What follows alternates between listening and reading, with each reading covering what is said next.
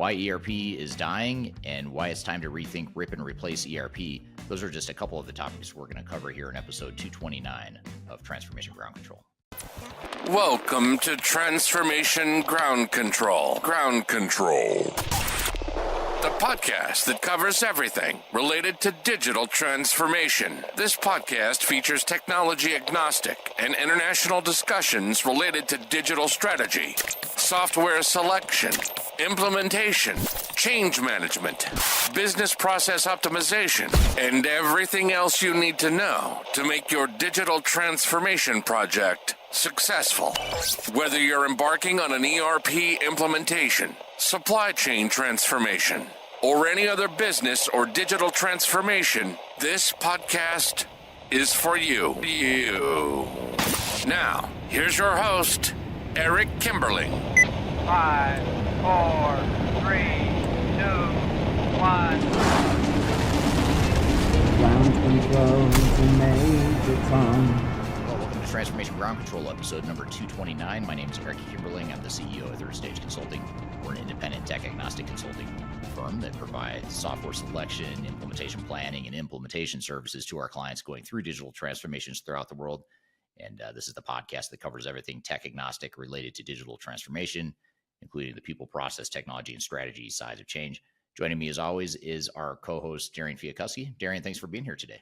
Yeah, thanks for having me. I'm excited for this episode. Yeah, it's a very controversial episode. Hopefully, it sparks a lot of conversation here because we're going to hone in on this whole thread throughout the episode today of why ERP software might be dying. And we're not here to be totally anti-ERP in this episode, but we are here to challenge the status quo and to really get the audience thinking about what some of your options are beyond the traditional monolithic usual ERP software vendor suspects. So in other words, if you're going through a digital transformation, it's not necessarily just about SAP, Oracle, and Microsoft anymore. Now there's a lot of other options out there. There's tier 2 ERP system providers. There's platforms. There's composable ERP. There's low-code, no-code development platforms, third-party developed solutions on platforms, all kinds of different options, so much so that it can be confusing and overwhelming in some cases. And the easy answer might be just to say, let's just go with one vendor and call it good. But the whole point here today is to talk about some of the trade-offs and risks of that approach and what some of the other options and alternatives might be. So that's the goal here today. We want to really dive into and unpack what the options are beyond the traditional monolithic ERP systems.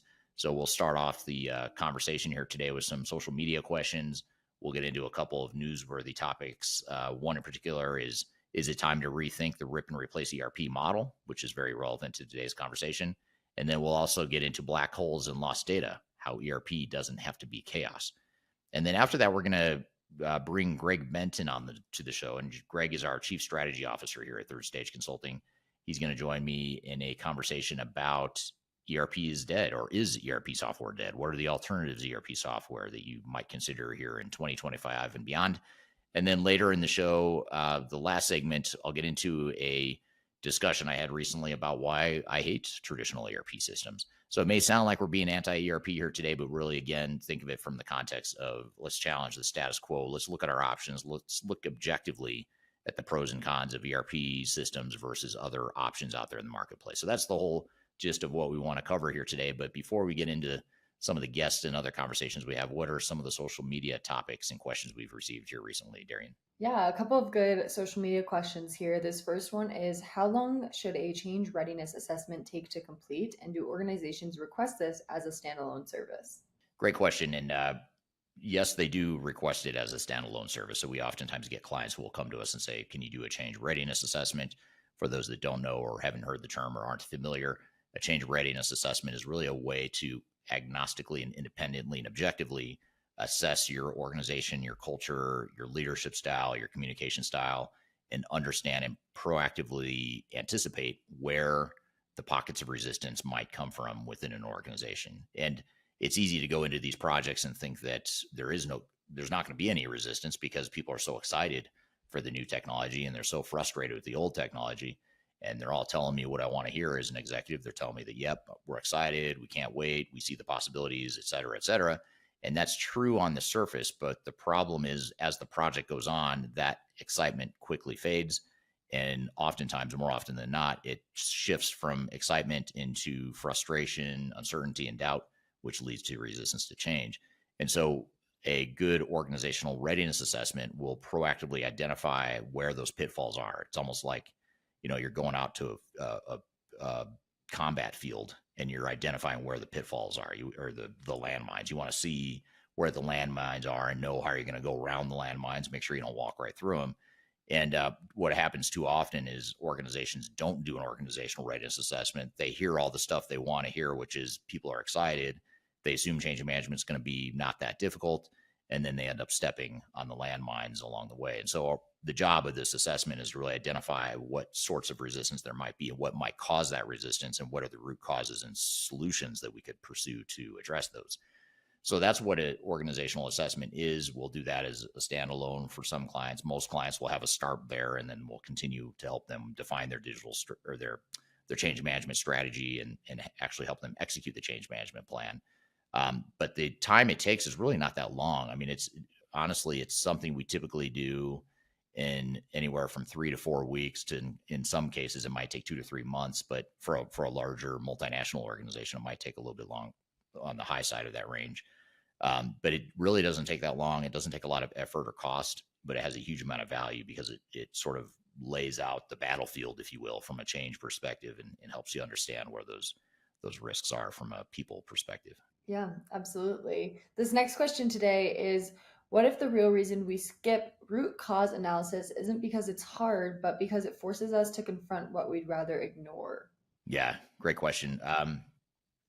Yeah, I sort of agree with that. I guess that's, in some cases that's true that a lot of organizations don't want to acknowledge the underlying root causes of issues. I did a YouTube video recently, and I'm not sure if this is where the comment came from, but on YouTube, I put a whiteboard video up there where I'm actually doing a root cause analysis of what causes failure and sort of differentiating between the symptoms that people often blame for failure and then getting to the root causes of what actually causes those symptoms and hopefully getting people to focus on, go after the root causes. Don't just try and fix the symptoms. But I think the reason I hesitated to answer that question a little bit is because more often than not, I'd say most of the clients that we work with, it's just that they don't know. They see the symptoms and they want to go attack the symptoms. I don't think it's that they're afraid necessarily of the root causes. It's that they don't understand what the root causes are. So that's a big part of what we do, is really try to peel back the layers of the onion to get to the heart of what the real challenges are. So we're addressing the root cause rather than just the symptoms. Yeah, absolutely. Some great questions though, from social media and audience. If you have any questions, be sure to comment it anywhere on this podcast or on Eric or Third Stage channels, anywhere. You'll maybe be selected to have your question answered on one of these podcasts sometime. So definitely ask those questions in the comments. But we're going to switch into our first newsworthy article of the day, which is the ERP black holes. This is kind of a headline that every ERP leader should pay attention to. So Gartner still reports that more than 70% of ERP initiatives fail to meet their intended objectives. I mean, that's a huge amount, especially when you remember disasters like SPAR's $88 million SAP project collapse. What's even more alarming is that the core problem isn't about the software itself. It's about the chaos inside organizations. According to CIO Africa, data black holes, where no one owns the data, accountability is missing, and decision-making is built on shaky ground, are what causes these ERP projects to turn into massive money pits. They argue that failures happen not because ERP platforms can't deliver value, but because organizations don't have the governance, ownership, and the transparency to steer these powerful tools. And that means no matter how advanced your ERP is, if you can't align people, data, and processes, you're headed straight for a black hole. Eric, with this, why do you think ERP projects often spin out of control? Is it leadership, flawed execution? What are some major keys that play into it? Yeah, great question, great points. It is somewhat of a black hole that these projects end up leading into. But I think the root causes are, sort of ties back to the social media question we just covered a moment ago.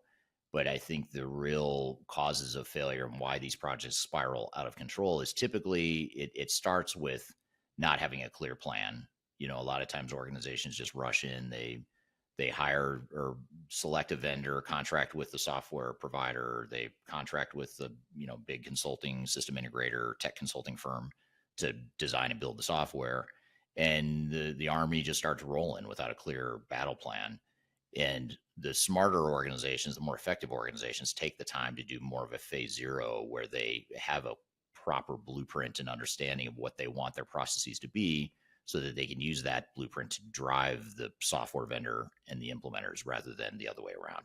Now, the software vendors and implementers will say, yeah, we do blueprints, but they're doing it more from the perspective of, we just need answers to design and build software. Whereas, so they need to blueprint the software. You need to blueprint your organization, and you need the two to match, and you need the blueprint for the organization, the business blueprint. You need that to drive the technology blueprint that your software vendor and your system integrator is going to work on. And too many organizations miss that really important point, that really important connection. And then they wonder why, we did a blueprint. I thought we did the implementation planning and the upfront design. Yeah, you did, but you did it to design software that works, not to design a set of business processes and technologies that work for your organization. So those are two very different things. So that planning phase up front is very important, which leads to a second important cause of failure and challenges, which is unrealistic expectations. Too many times organizations think, well, the vendor proposed a 24-month implementation timeline, so it's going to be 24 months. But the reality is, when they put together these proposals, they don't know. I mean, they're basing it on what they think might happen in a perfect world, but they don't know your culture. They don't know how big of a change it's going to be for your business processes and your people. They don't know what your culture is like. There's all these different variables that factor into the implementation time frame, and they're focused more on how long is it going to take us to design and build software, whereas your focus should be how long is it going to take to go through a true business change, a true business transformation that delivers real business value. So those are, again, two very different things that you need to make sure you differentiate between and plan accordingly for.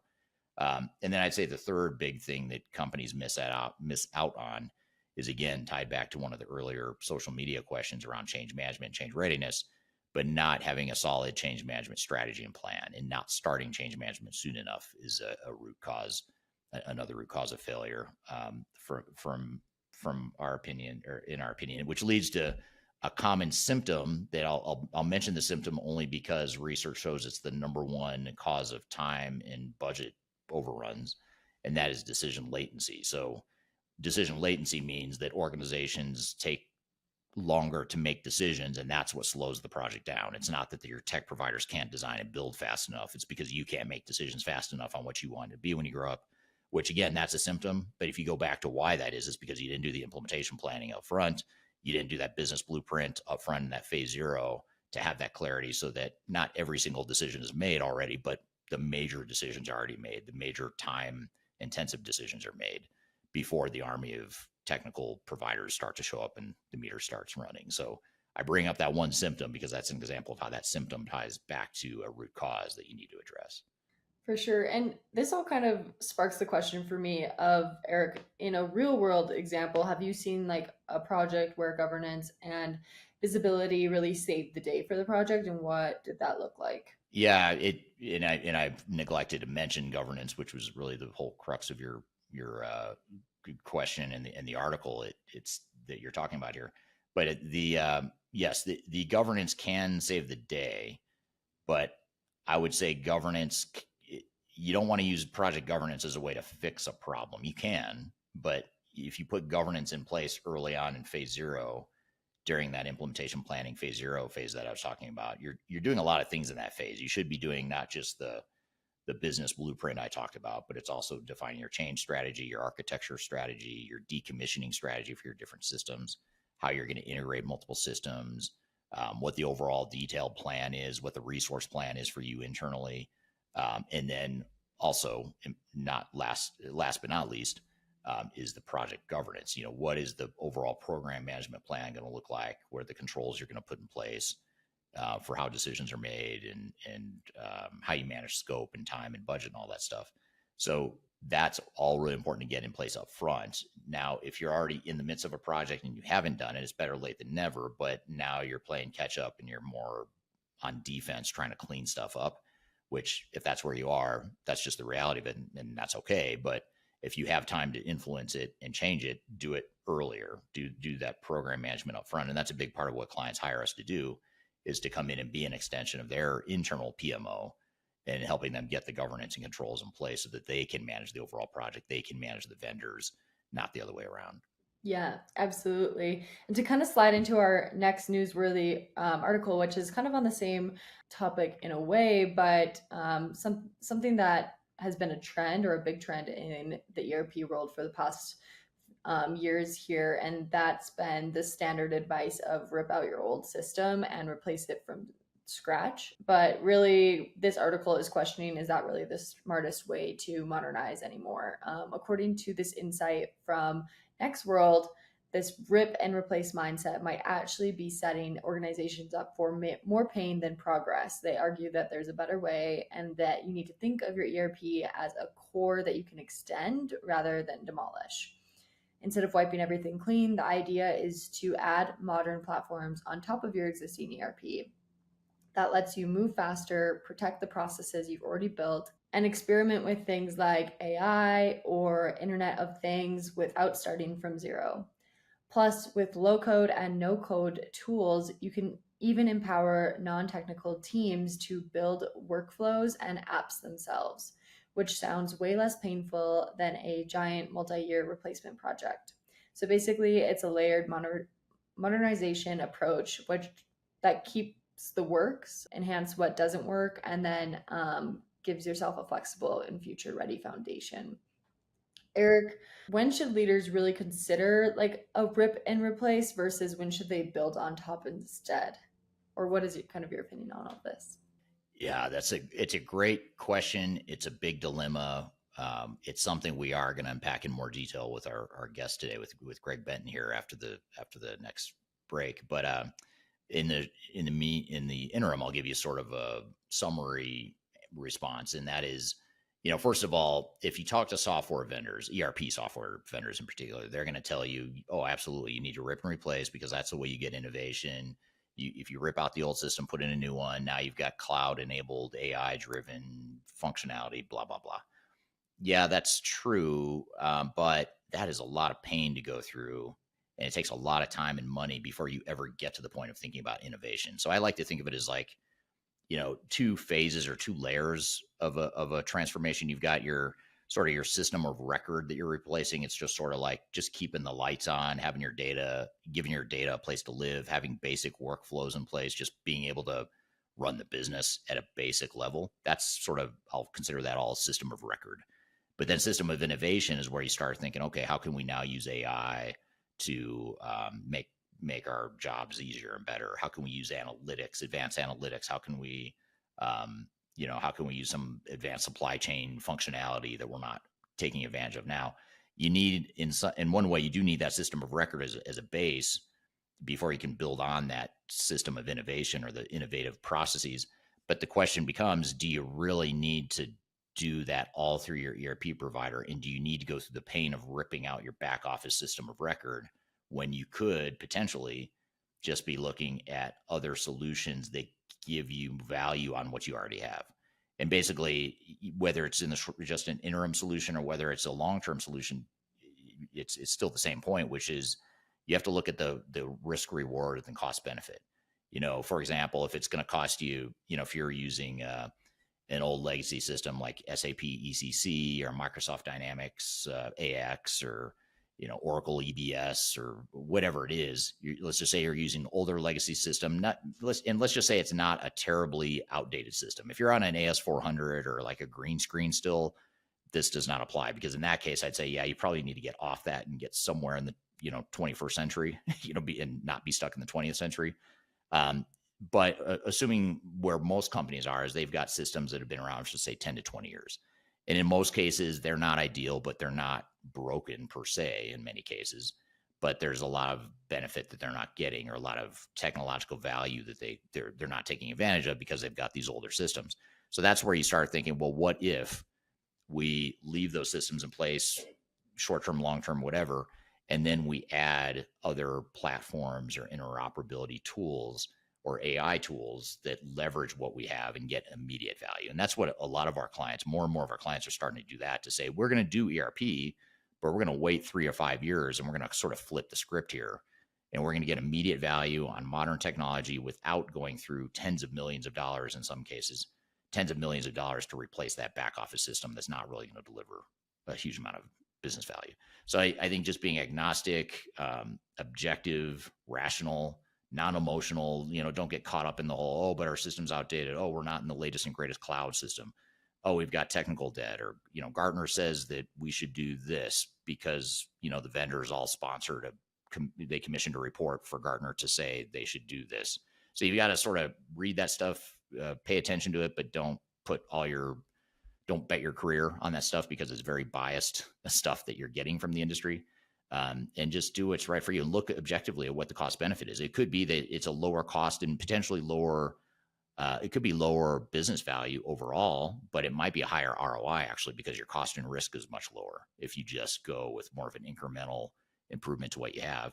And it may be that, it buys you some time to kick the can down the road, and maybe 3 or 5 years from now, you start thinking about, okay, now that we've got this value out of this top layer of interoperability or AI or whatever, now we can think about ripping out our old system and replacing it, because we're going to have to eventually. So that's the way I'd look at it. Yeah. And this also kind of makes me question, have you seen these platform on top strategies succeed in the real world, and what makes or breaks that strategy? Yeah, we have seen it work. And, I think the key is that you have to have technology that's modern enough to deliver value. Again, if you're, working off a really old iSeries or AS400 mainframe green screen system, and a lot of you listening may not even know what that means, which is okay, because you don't really need to know what it means, because it's going away and it's obsolete. But some companies use really old systems from the 80s and 90s. They're still using those technologies. In those cases, you probably need to upgrade, because that technology is eventually going to break, and you're not going to be able to find anyone in the world that can support it. I hate to say it, I don't want to sound too crass or insensitive, but a lot of these people are dying. Like, people are dying off. That the last of the people that know some of these technologies are literally dying. So it's like, well, you're not training a new generation of kids to learn these old technologies. Eventually, no one's going to be able to support it. So you do have to, at some point, upgrade.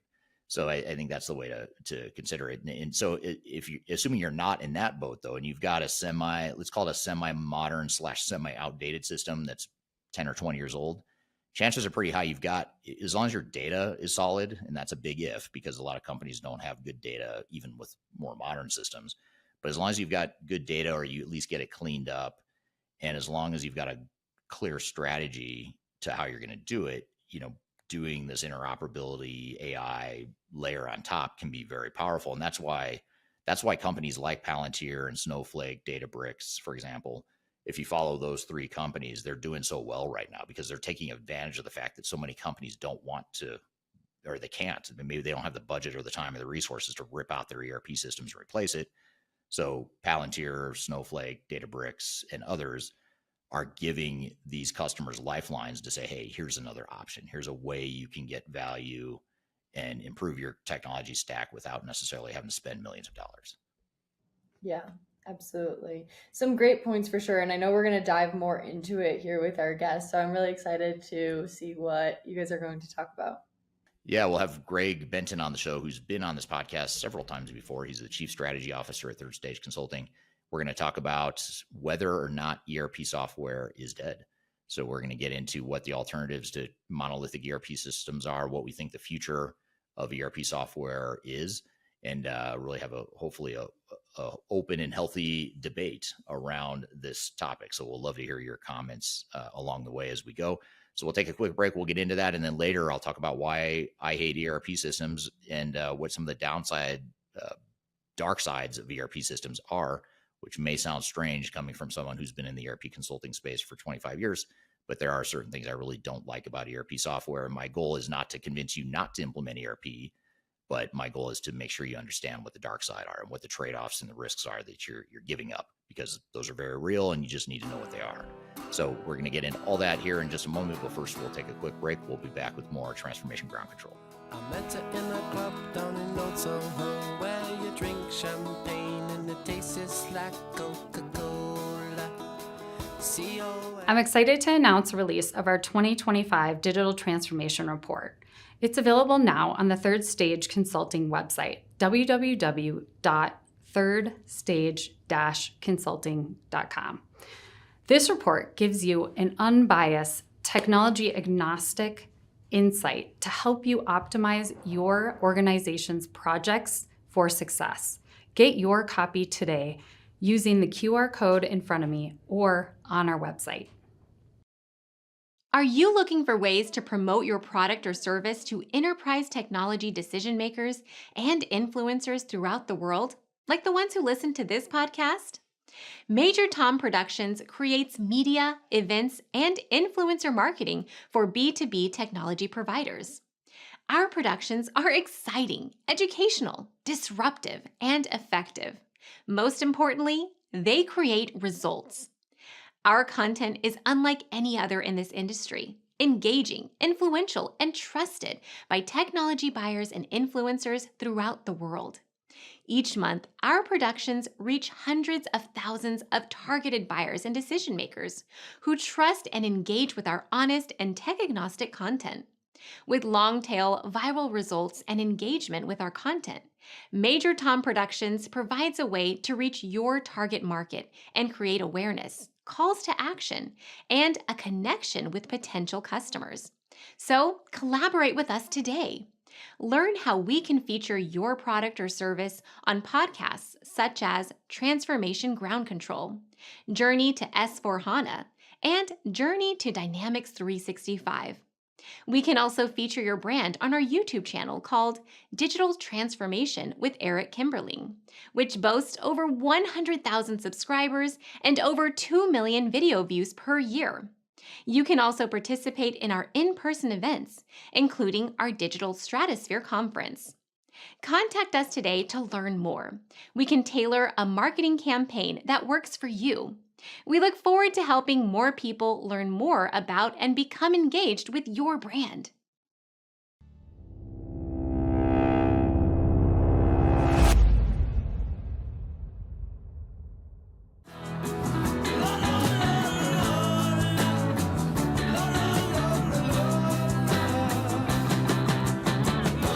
Hello, welcome back to Transformation Ground Control, episode number 229. This is the podcast that covers everything related to digital transformation, including strategy, people, process, and technology and strategy. You can find new episodes of this show every week by going to transformationgroundcontrol.com, and the show is sponsored by Third Stage Consulting Group, which is an independent and tech-agnostic provider of consulting services to companies that are going through digital transformations, including ERP implementations and other sorts of transformations, AI, ERP, CRM, supply chain management, et cetera, et cetera. So be sure to check us out at thirdstage-consulting.com. And I'm excited for our next guest here. Today, we're going to talk about whether or not ERP software is dead. And this has been a bold headline for years now, probably over a decade. People have been speculating whether or not ERP software is going to die. I think we're closer now than we have been in the past to it potentially dying, or at least becoming less relevant in the enterprise tech space. I don't think it's going to die anytime soon, but the question is, will it die eventually, or is it dying as we speak? So that's all the stuff we want to get into here today. And to help us unpack this conversation here today is Greg Benton, our Chief Strategy Officer at Third Stage Consulting. So Greg, thanks for being here today. Good to see you this morning, Eric. Thanks for having me. Yeah, great to have you. And this is a really fun discussion because it's always fun to challenge the status quo and think outside the box and think about, what are we potentially missing? What are those blind spots or options we have in our digital strategies and ways we move forward? But before we dive into jumping into understanding whether or not ERP software is dead and having a healthy conversation, healthy debate about that, maybe with the audience as well, tell us a little bit about yourself and what you do at Third Stage. Well, I'm, as the Chief Strategy Officer, leveraging about 25 years implementing, developing strategies and blueprints around primarily ERP, but also all of the edge solutions that surround core ERP, right? So the e-commerce systems, CRM, warehouse management systems, workforce management systems. And all of that time, we've really run into a number of things that cause us to pause at certain points in the course of deploying software systems, and usually that's brought about by technology changes. And we've seen the technology changes coming with hyperscalers being involved with cloud deployments at the major ERP vendors level. And now more recently, we've seen AI come into the picture and really facilitate a lot more interaction, a lot more orchestration of different applications and systems. So there are becoming more and more alternatives to massive universal ERP if you're trying to get to a universal and interoperating data set across your entire enterprise. So we'll be talking about that today. I think this is a great topic. Yeah, it is. And apparently we've already struck a nerve or struck a chord with the audience here. Oops, I want to get to some of these audience questions here. So one question is from Jonathan, or one comment from Jonathan on YouTube. AI software is most likely going to evolve into ERP or at the least CRM systems, which will be focused on business data. Palantir is a great example of this. Andy on LinkedIn is already chiming in as well. It will always be alive because AI and or machine learning cannot learn without the data ERP provides. I suppose the big question there that we can get into here in a second is, do you need ERP or do you need a new ERP? I guess would be more the question. Do you need a new modern ERP system to provide the data that's needed for AI and machine learning? I think that's the $1 million question for a lot of organizations, especially those that are being sort of forced into the cloud migration path from, SAP, Microsoft, and some of the other big ERP vendors. And that's another thing we want to talk about is give the audience here options and alternatives. So you may have SAP or Microsoft, just as two examples, telling you need to get off the legacy system because we're going to cut off support. But the question becomes, do you really, though? Could you live with a legacy system that isn't maintained if you're just using it as more of a system of record? And then you layer on top, and at least in the interim, maybe some sort of technology that can take advantage of the data you have without the big, massive implementations there. So that's what we'll get into. Here's something we can get into in a moment. This is from Mito on YouTube. Bit confused as to how ERP system fades away and what sort of business application will be replaced. And Mito is watching from the Kingdom of Bahrain. So thank you for being here today. Mito also wants to know, is Oracle Fusion no more valid? Dan says, I think evolving is a better characterization. We all need to process orders and manage manufacturing or a business. Evolving is right. Yep. How we process all those data is changing. So great point from Dan on LinkedIn, who is joining us from Chicago. Mech, we know him as well. He's from the Third Stage team, joining from Almost Heaven, West Virginia. So thanks for all the comments so far. Curious to hear from the rest of the audience. Is ERP software dead? Where do you think it's headed? But I guess just to start, just to get us started on this conversation, Greg, why is this even a discussion point? I'm not the first person. We're not the first people to come out and say ERP is dead or, death to ERP, that sort of thing. I mean, that's been going on for years now, but is this all hype? Is this clickbait, or is there real substance to this idea that ERP software as we know it may be dying? I think it's a little bit of each of those. It's a little bit of hype. It's a little bit of posturing on the part of the systems integrators, frankly, in terms of, ERP is not dead. Look, it's a very symbiotic relationship between the interoperability platforms that are available now. I think Jonathan mentioned Palantir, Snowflake, Databricks, some of the others that come to mind, but they cannot replace those core enterprise operations. So finance, supply chain, on and on and on. So is ERP dead? Probably not. It becomes the kind of the living host for that symbiotic data layer that can be placed on top of or as a foundation to a new ERP system.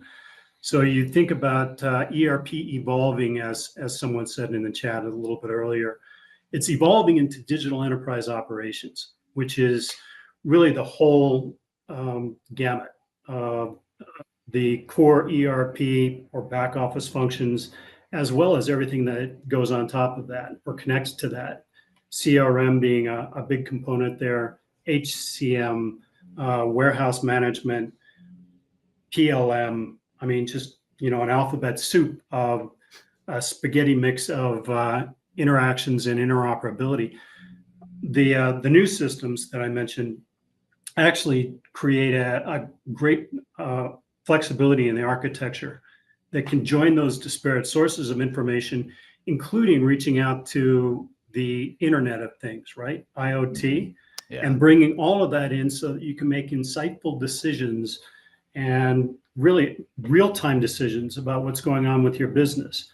That also allows you to build this foundation, this data foundation, that then you can build on top of that with the properly sequenced new application sets and new processes that you're going to bring to bear as your future operating state comes to fruition. And, that involves a lot of upfront planning, what we call phase 0 in preparation for the organization to move forward as a whole. And, all of those things are contributing to the death of ERP. It's really the evolution of the new digital enterprise operations.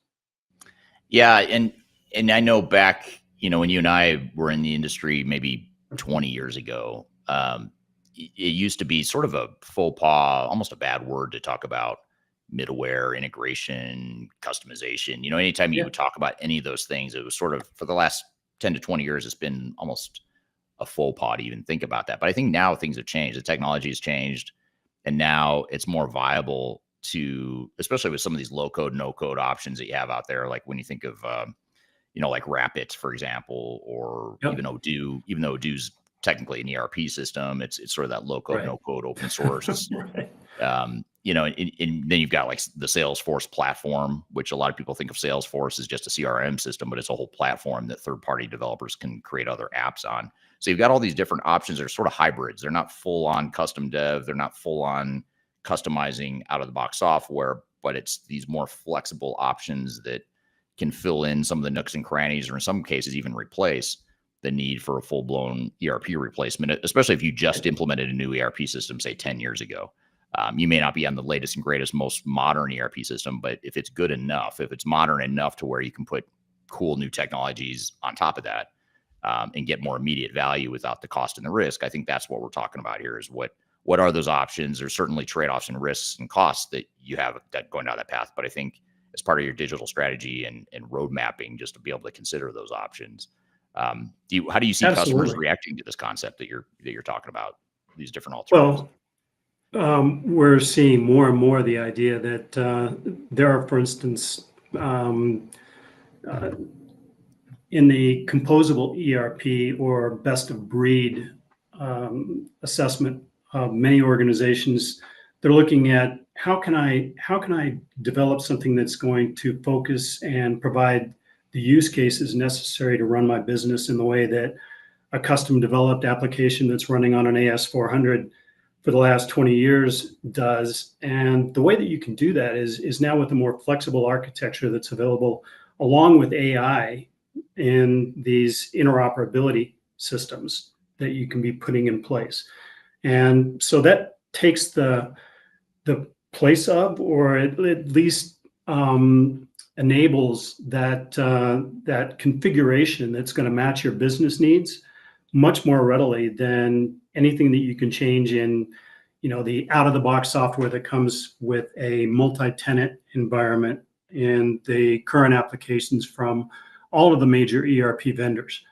So I think it provides so much more flexibility, so much more focus on your business that it's really managing through how are we going to get to a true transformation for our business rather than really just a lift and shift of technology.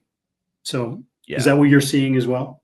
Yeah, absolutely. I mean, I think companies are starting to think more about, do we need to replace our ERP system just because we need to get to the cloud or because there's more modern technology out there, or is it because there's some sort of business value that we're going to get out of it? And it sounds basic enough. It sounds like a no-brainer, but a lot of companies don't have that clarity of what it is they want to accomplish, and they feel like they have to move this direction that the ERP vendors want them to go. And what we're trying to show is, there's different pivots or different, off ramps that you could take, and on ramps you can take to manage that. Here's an interesting comment from Andy on LinkedIn. Andy says, the other interesting thought is, how will you pass your annual accounting audit? Hard to validate. Sounds like Andy's joining from Austin, Texas, I assume. So that's an interesting point. I mean, obviously you need to make sure your data, your controls are in place. And if you need a new ERP system because you don't have that, then sure, you may need to replace your back office ERP system. But again, assuming you implemented something, say 10 or 15 years ago, and you've got the controls in place, the data is fine, then the question becomes, where's the real value going to be? Is it going to be in upgrading to the latest and greatest ERP, or could it be that there's other options out there, or is it a combination of all the above?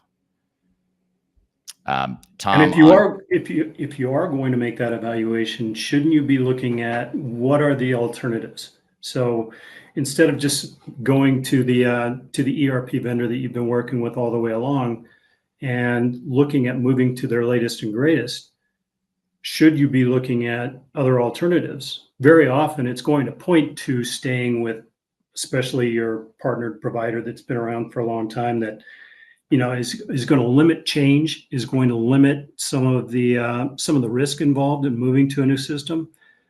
But you should take a look at the new tools that are out there and available for you, especially getting to some rapid time to value. Stakeholders within organizations are looking for more unified data, more insightful and real-time data that they can pull from disparate systems within their organization that have kind of evolved over time, right?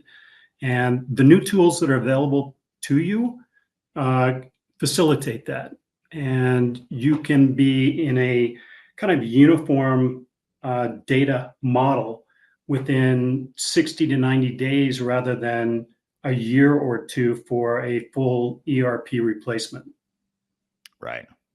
Yeah, that kind of leads to you're starting to answer another question I had for you, which is, sorry. No, that's right. It's a perfect segue. From your perspective, what are the biggest forces that are or could be driving companies away from traditional monolithic ERP systems? You just talked about, speed to value being one, but are there other trends that you're seeing that are causing clients, and we've got a couple that you and I have talked about where they've sort of put off their ERP initiative and accelerated, move forward other enterprise technology initiatives. But what's driving this? What are some of the other things that are driving that trend? Well, organizational risk, and also the capital T in transformation really assumes that you're going to change some of those, in many cases, 20, 30-year-old processes that are outdated, that are manual, that are highly risky for the organization. And this will allow you to really just back up a little bit. We get called in many times to restart or re-engineer a quote failed ERP implementation. And in so doing, you have to back up and perform really a phase zero, getting the organization ready for that move, and then reducing risk in the move also, making it so that everyone's on board with the changes that are coming, that are going to be a benefit to them, that are going to be a benefit to the organization from a financial standpoint, and modify some of those old processes so that you're now optimized in the way that your software systems actually control the processes. They actually put a security barrier around the way that those processes work in your organization. And that really is what's driving this look at how can we get started with the interoperability hub, or kind of the mission control as the foundation, and then build on top of that with a composable ERP. So the enterprise systems surround that core. And that's really what people are looking for right now.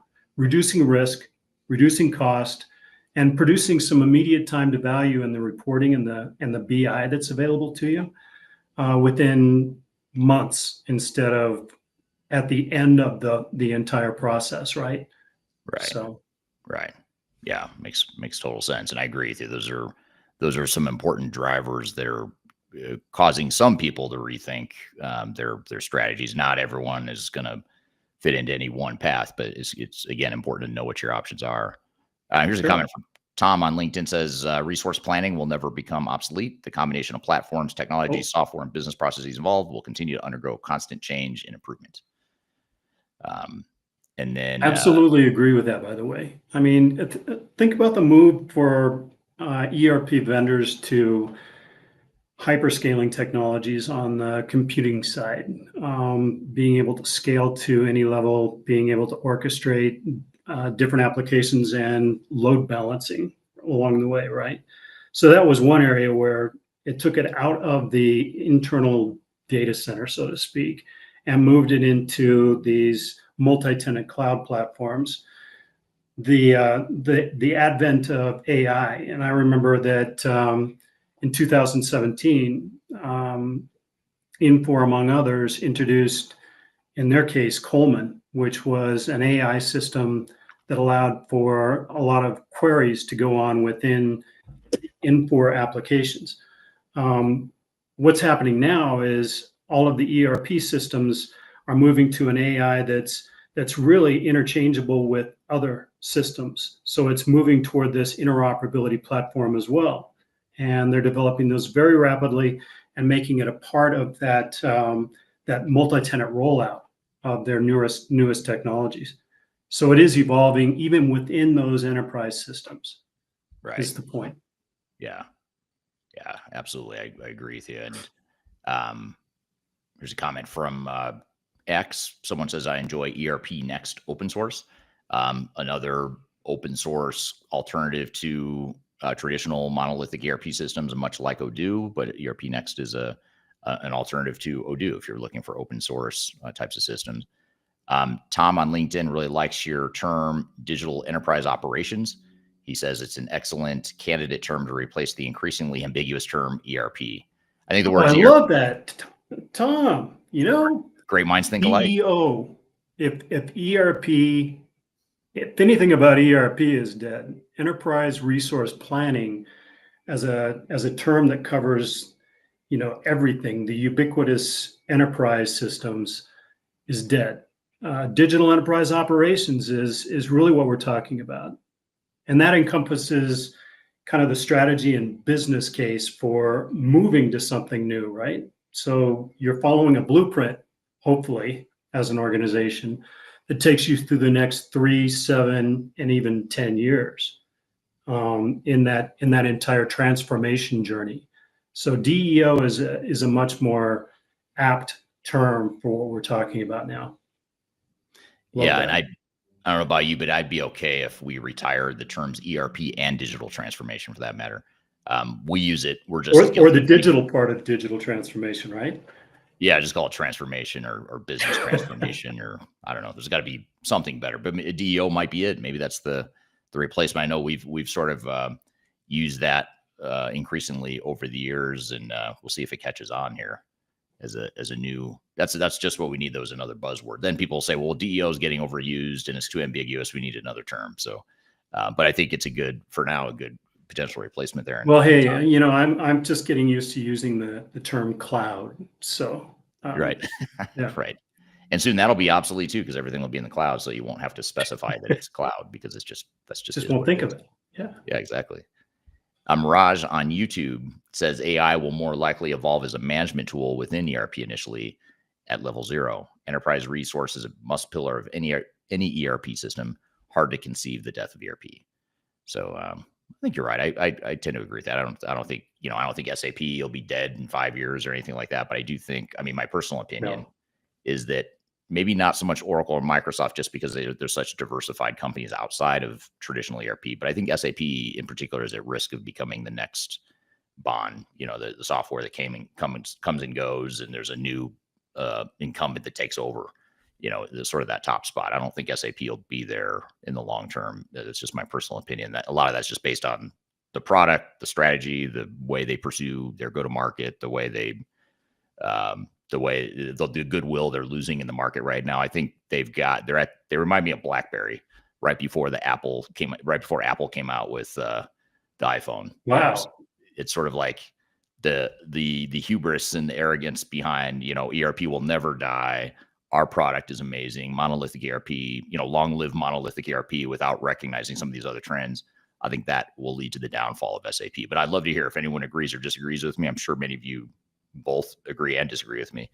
So I'd love to hear your comments. Will SAP be dead in the future? That's another question for you there. Here's an interesting question, and it's bringing up a really good point that is relevant to this alternative to ERP that we're talking about. This again is from Tom on LinkedIn. Tom says, will dominant ERP players see business opportunity in playing well with others, reversing the trend and temptation to promote vendor lock-in? So let's talk about vendor lock-in. That's a hot topic. Gosh, Tom is just really hitting it, right? Tom's on fire. We need Tom on every live stream. Every time we do these live, we need Tom on there just because he's rolling now. So working with the major ERP vendors, and over the last, call it 5 to 10 years, we've seen a shift that they used to be selling into the marketplace with a go-to-market strategy of implementing a monolithic ERP system and a single ERP system, and adding more of the bolt-ons or edge solutions to that so that people didn't have to go somewhere else. That's really changed over the last couple of years with a number of these ERP vendors that I won't name, because then I'll skip somebody and somebody will get mad at me. But they are playing nicely in the sandbox now. So if you have somebody that's running core financials and supply chain, and they're together in a best of breed solution with, all right, I'll mention one, a Workday HCM solution. Those two used to be kind of combative in terms of wanting to be the single ERP system. Anymore, I think that they actually work together very well. The integration and APIs between the two can be developed with Snowflake, Databricks, or even other systems that come with AWS and Azure. So that best of breed or composable ERP or digital enterprise operations is facilitated by the new tools that are available. And, that is the trend. That is the trend we're seeing. Yeah. Yeah. And I really like the strategy that some vendors are doing to sort of leverage both, almost like they're sort of in the middle. They are providing this traditional semi-monolithic ERP option, but they're also layering on top of that other option. So I think of like Salesforce, I think has been really good at this over the years. And even now, Microsoft's been good at it with D365. I think NetSuite is starting to catch on to this too. So those are 3 examples right there: NetSuite, Microsoft, and Salesforce. They are all, you could call them semi-traditional ERP or enterprise tech off-the-shelf systems, but they have also built these platforms and the opportunity for third-party developers to create apps on top of their platform. So now you get a core ERP system, but you're not beholden just to that one system. You're not locked in necessarily just to the limitations of that one system. Now you can go to third parties and look at other bolt-ons. And Microsoft's done this forever. They've got the whole ISV Microsoft model. Is the pioneer. Yeah. And whereas SAP and to a lesser degree, Oracle have been sort of the other extreme, where it's been more of a closed environment, more of a greenfield, building everything from the ground up, which was a strength for SAP in particular for a long time. But I think it's becoming a liability now in terms of flexibility and adaptation. Now customers are getting too locked into SAP, I think. And we'll see how that unfolds in the coming years. It's a great point from Tom. Another question from X. Question is more of a comment, but I'm curious to hear what you think, Greg. But the comment here is, in my opinion, ERP vendors need to be mindful of pricing themselves out of the market of the future. And it sort of ties into that vendor lock-in thing too. Once you get locked in by the vendor, they can pretty much do whatever they want in these cloud subscription environments as far as price escalations, cost increases, things like that. And I think they'll keep doing it. They'll keep pricing it up until enough customers push back and cry uncle, or whatever the saying is.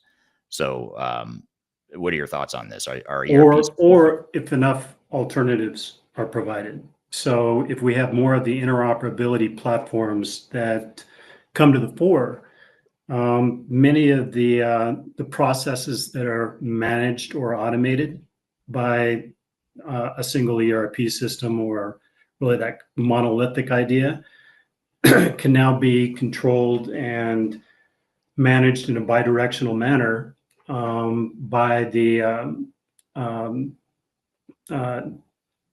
interoperability platforms. And so I think they're not going to get maybe priced out of the market, but part of it's going to be deployed out of the market. When you've got a 30, 60, 90-day deployment window for a Palantir, Snowflake, Databricks, and I just say those right off the top of my head. That doesn't compare with spending 6 months to a year to 18 months to deploy and put in a new software system. So the cost of the implementation, the time of the implementation, and the time to value is what is going to push them out of the market, or at least push alternatives to the fore, right? Yeah. Yeah. You look at, we were talking about Odoo and ERP Next. I mean, that's how they burst into the scene, as they took advantage of the fact that the pricing was so expensive and on some of these ERP systems, and they offered a lower cost option. In the case of, I know for a fact Odoo, and I think ERP Next as well, just as two examples, they offer this sort of freemium option where you can actually get your hands on the software. You can try it for free. And then as you add modules or users, then you start paying. But they've sort of disrupted the market in that way. And I think there's other disruptors that are other disruptions happening now, and others that we don't even know about yet that are forthcoming.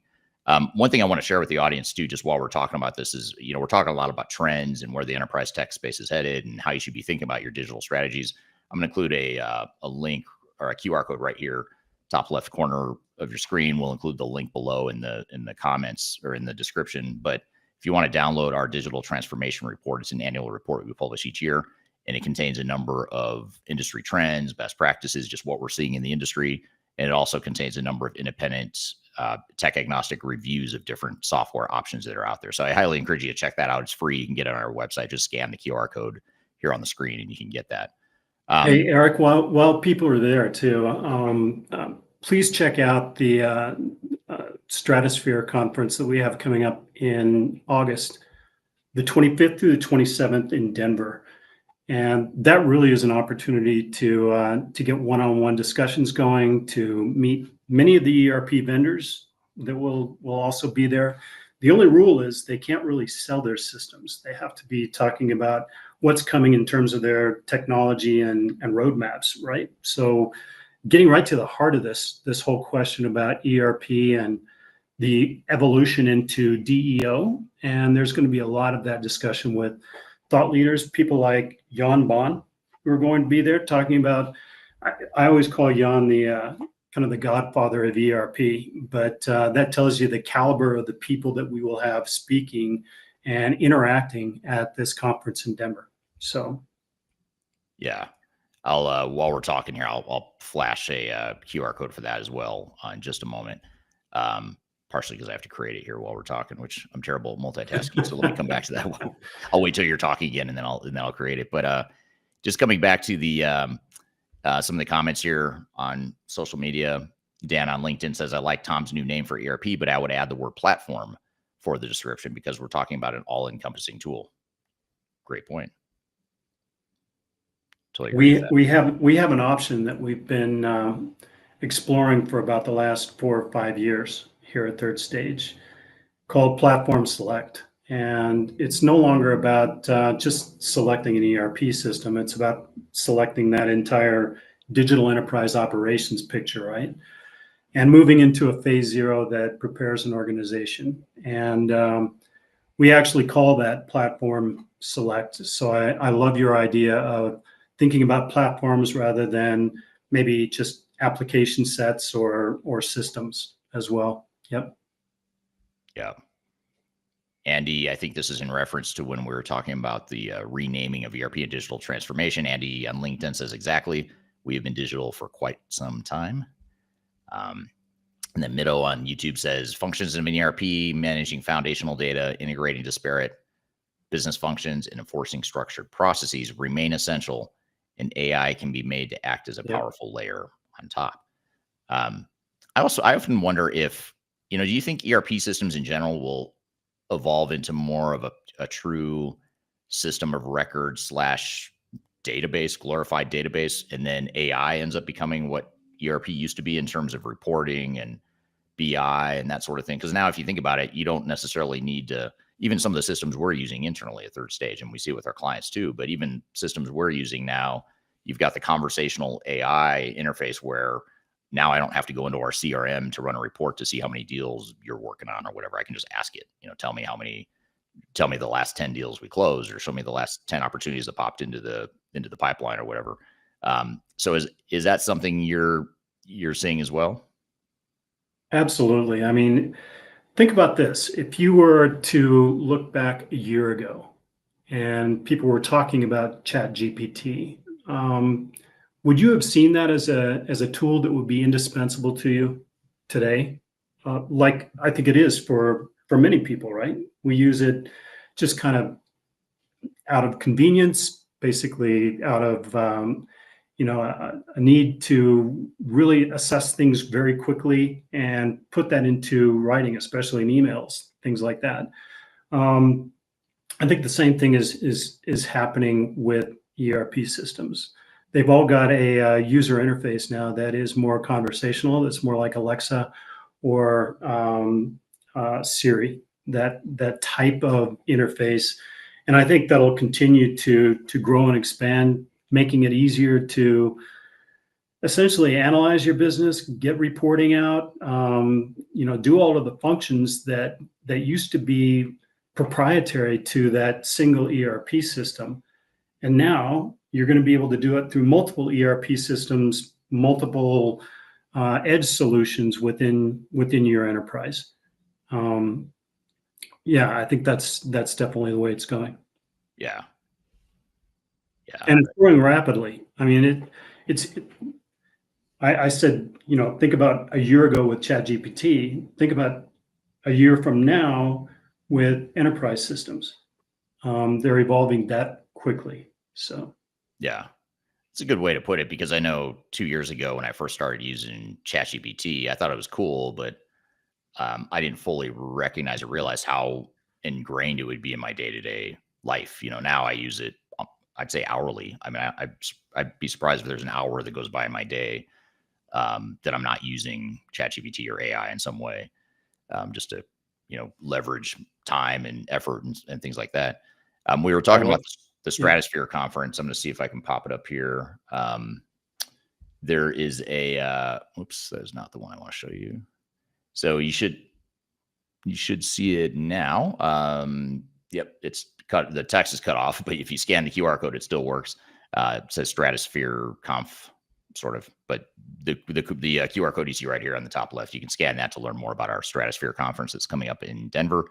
You can also join it virtually too. So wherever in the world you're joining from, you can join virtually, or you can be there in person. So we've got 3 different passes available: the virtual, the regular in-person pass, and then a VIP in-person pass. So be sure to check that out. You can see the agenda, speaker lineup, all that stuff. It's tech agnostic. We talk about all kinds of trends, and it's meant to be something that's not vendor marketing hype and spin. It's meant to be just a no BS agnostic view of the market and things you need to know to be successful. So be sure to check that out. I'll leave that QR code up here for a second so you can scan that. I'm here with Greg Benton. We're talking about the death of ERP software and what some of the alternatives are. We still have a lot more to cover, but first we're going to take a quick break. We'll be back with more Transformation Ground Control. I don't mind letting you down easy, but just give it time. If it don't hurt now, but just wait. If you are involved in any sort of digital transformation or business change initiative, you'll want to download the Digital Transformation Report. With its comprehensive overview of business and technology trends and best practices, this report is a must-have guide for any transformation project or executive team. Download this free report by visiting Third Stage Consulting at thirdstage-consulting.com. You can also visit our website to learn more about us or download independent reports, videos, and other best practices. Again, visit thirdstage-consulting.com today to learn how you can take your transformation to the third stage of success. I want to invite you to join me and other thought leaders in the digital transformation space to Stratosphere 2025. It's an annual conference we've hosted now for 7 years in a row. It's a great event. It's live in Denver, Colorado, but we're also offering it virtually via hybrid tickets. And we're going to have a lot of different speakers here, including myself as a keynote, as well as others that you may know from the industry. And this is a perfect conference if you're interested in any sort of digital transformation, including ERP and CRM and HCM. And actually, the theme for this year's session is AI and how AI is affecting all different types of digital transformation. But in addition to AI, we'll also talk about the fundamentals of digital transformation, including program management, evaluating the right software, digital strategy, change management, process improvement, all the things you need to know to make your project successful. It's also a great way to network and learn from others. So just being part of a community that is also like-minded and going through the same things you are, that's another value. And you can join, like I said, remotely in person, and you can also buy VIP tickets if you'd like more exclusive access to me and others from the third stage team and other speakers that are going to be there. So I hope to see you soon. Check out my discount code below for discounted tickets. You can go to stratosphere2025.com for more information, including the full agenda, and I hope to see you there.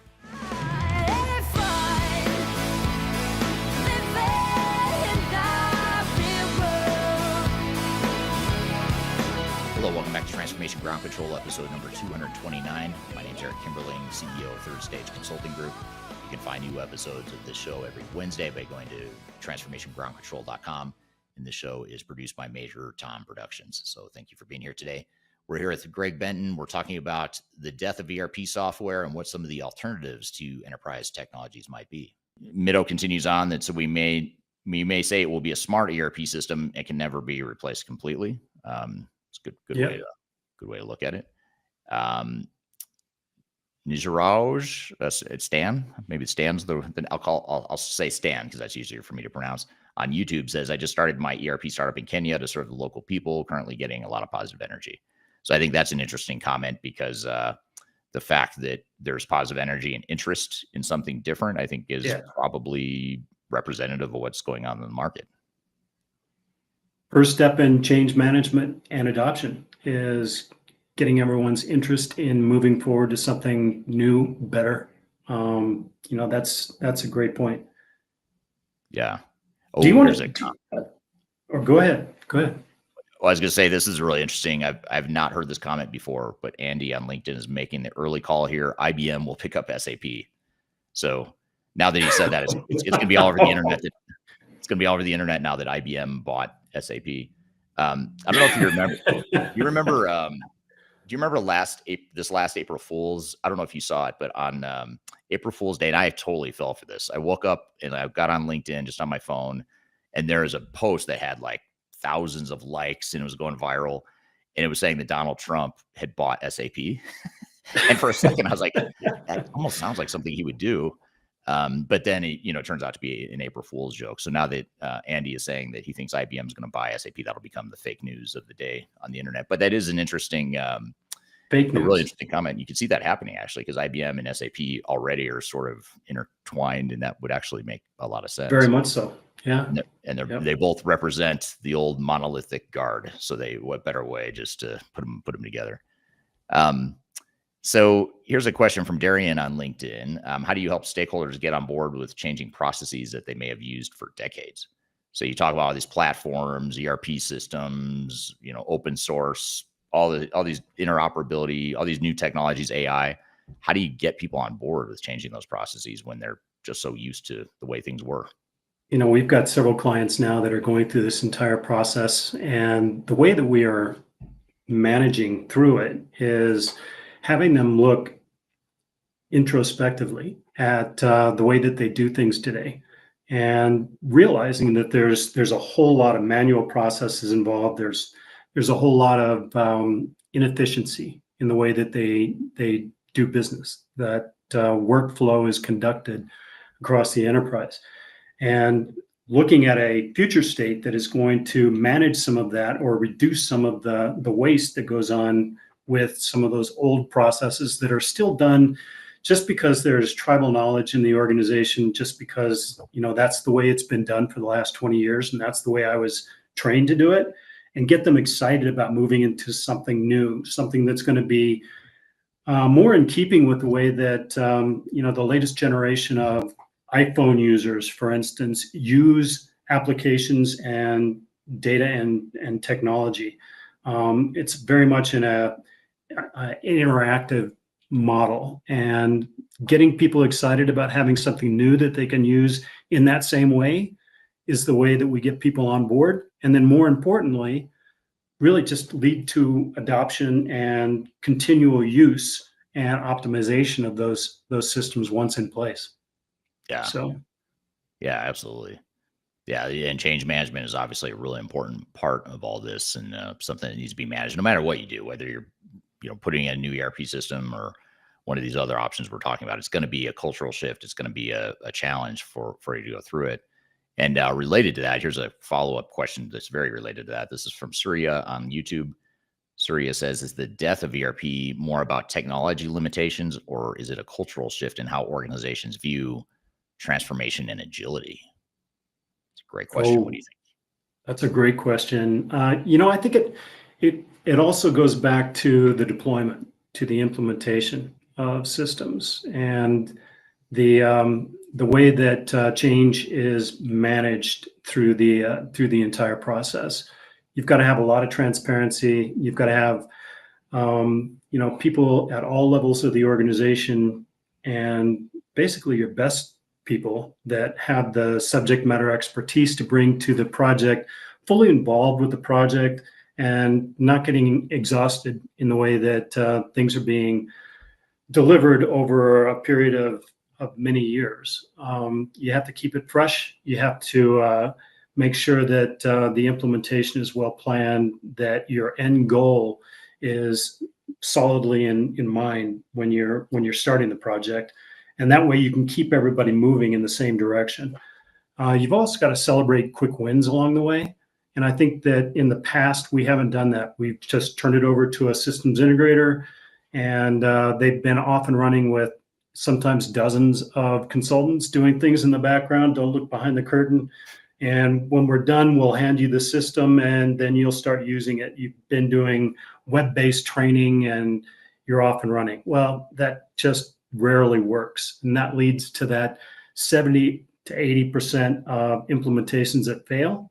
Much of it is the change management, training, and adoption eventually of the system. Yeah.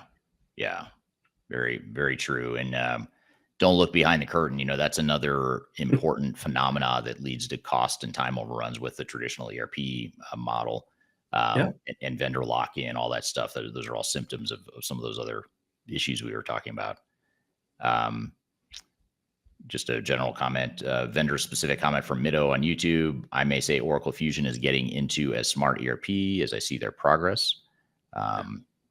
Fair comment. Another comment from X about ERP Next. ERP Next has a GitHub repository that allows you to local host, and it's a full version. So interesting comment there. Thanks for your feedback there. Here's a first-time comment today from Rajiv on YouTube. Rajiv says, great conversation. I believe ERP will continue, but various workflow and table structures will undergo change. Some parts will be taken up by AI agents, and the balance will continue with humans. I love it. Rajiv is obviously a very technical person because he's talking about AI taking over tables. Yes, exactly. Exactly. We need that. We need that technical perspective here. We need that. We need that. Because you and I are not the most technical people, so it's good to have people in the audience here that are. Interesting comment here. Follow-up from Rajiv. Microsoft D365 is a platform with a foundation of collaboration. This should get better market share now. Actually agree. I think Microsoft has we don't play favorites here at third stage, but I think their strategy is more suited for where the industry is going. Among others, they're not the only one. I think Oracle in some ways is doing the same. NetSuite, I think, is pivoting really well and in sort of their position in the market. Epicor as well. Epicor. Infor as well. Yeah. A lot of these. Go ahead. I was just gonna say, you've got to watch these larger tier 2 players like Epicor, Infor, NetSuite. I think they're not only moving up market, but they're IFS. IFS.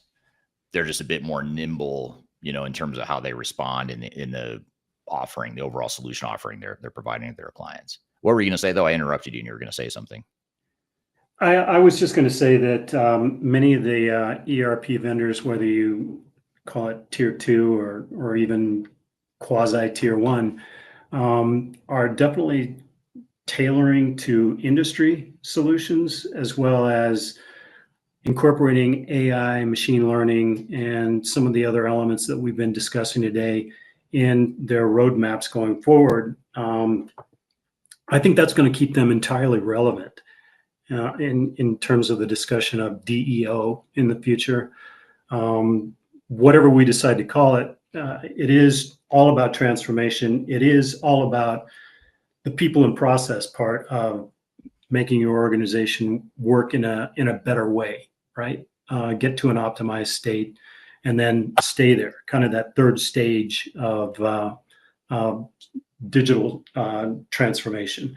And there I used the term digital again, didn't I? So I know it's hard. Old habits die hard, I suppose. Right. That's right.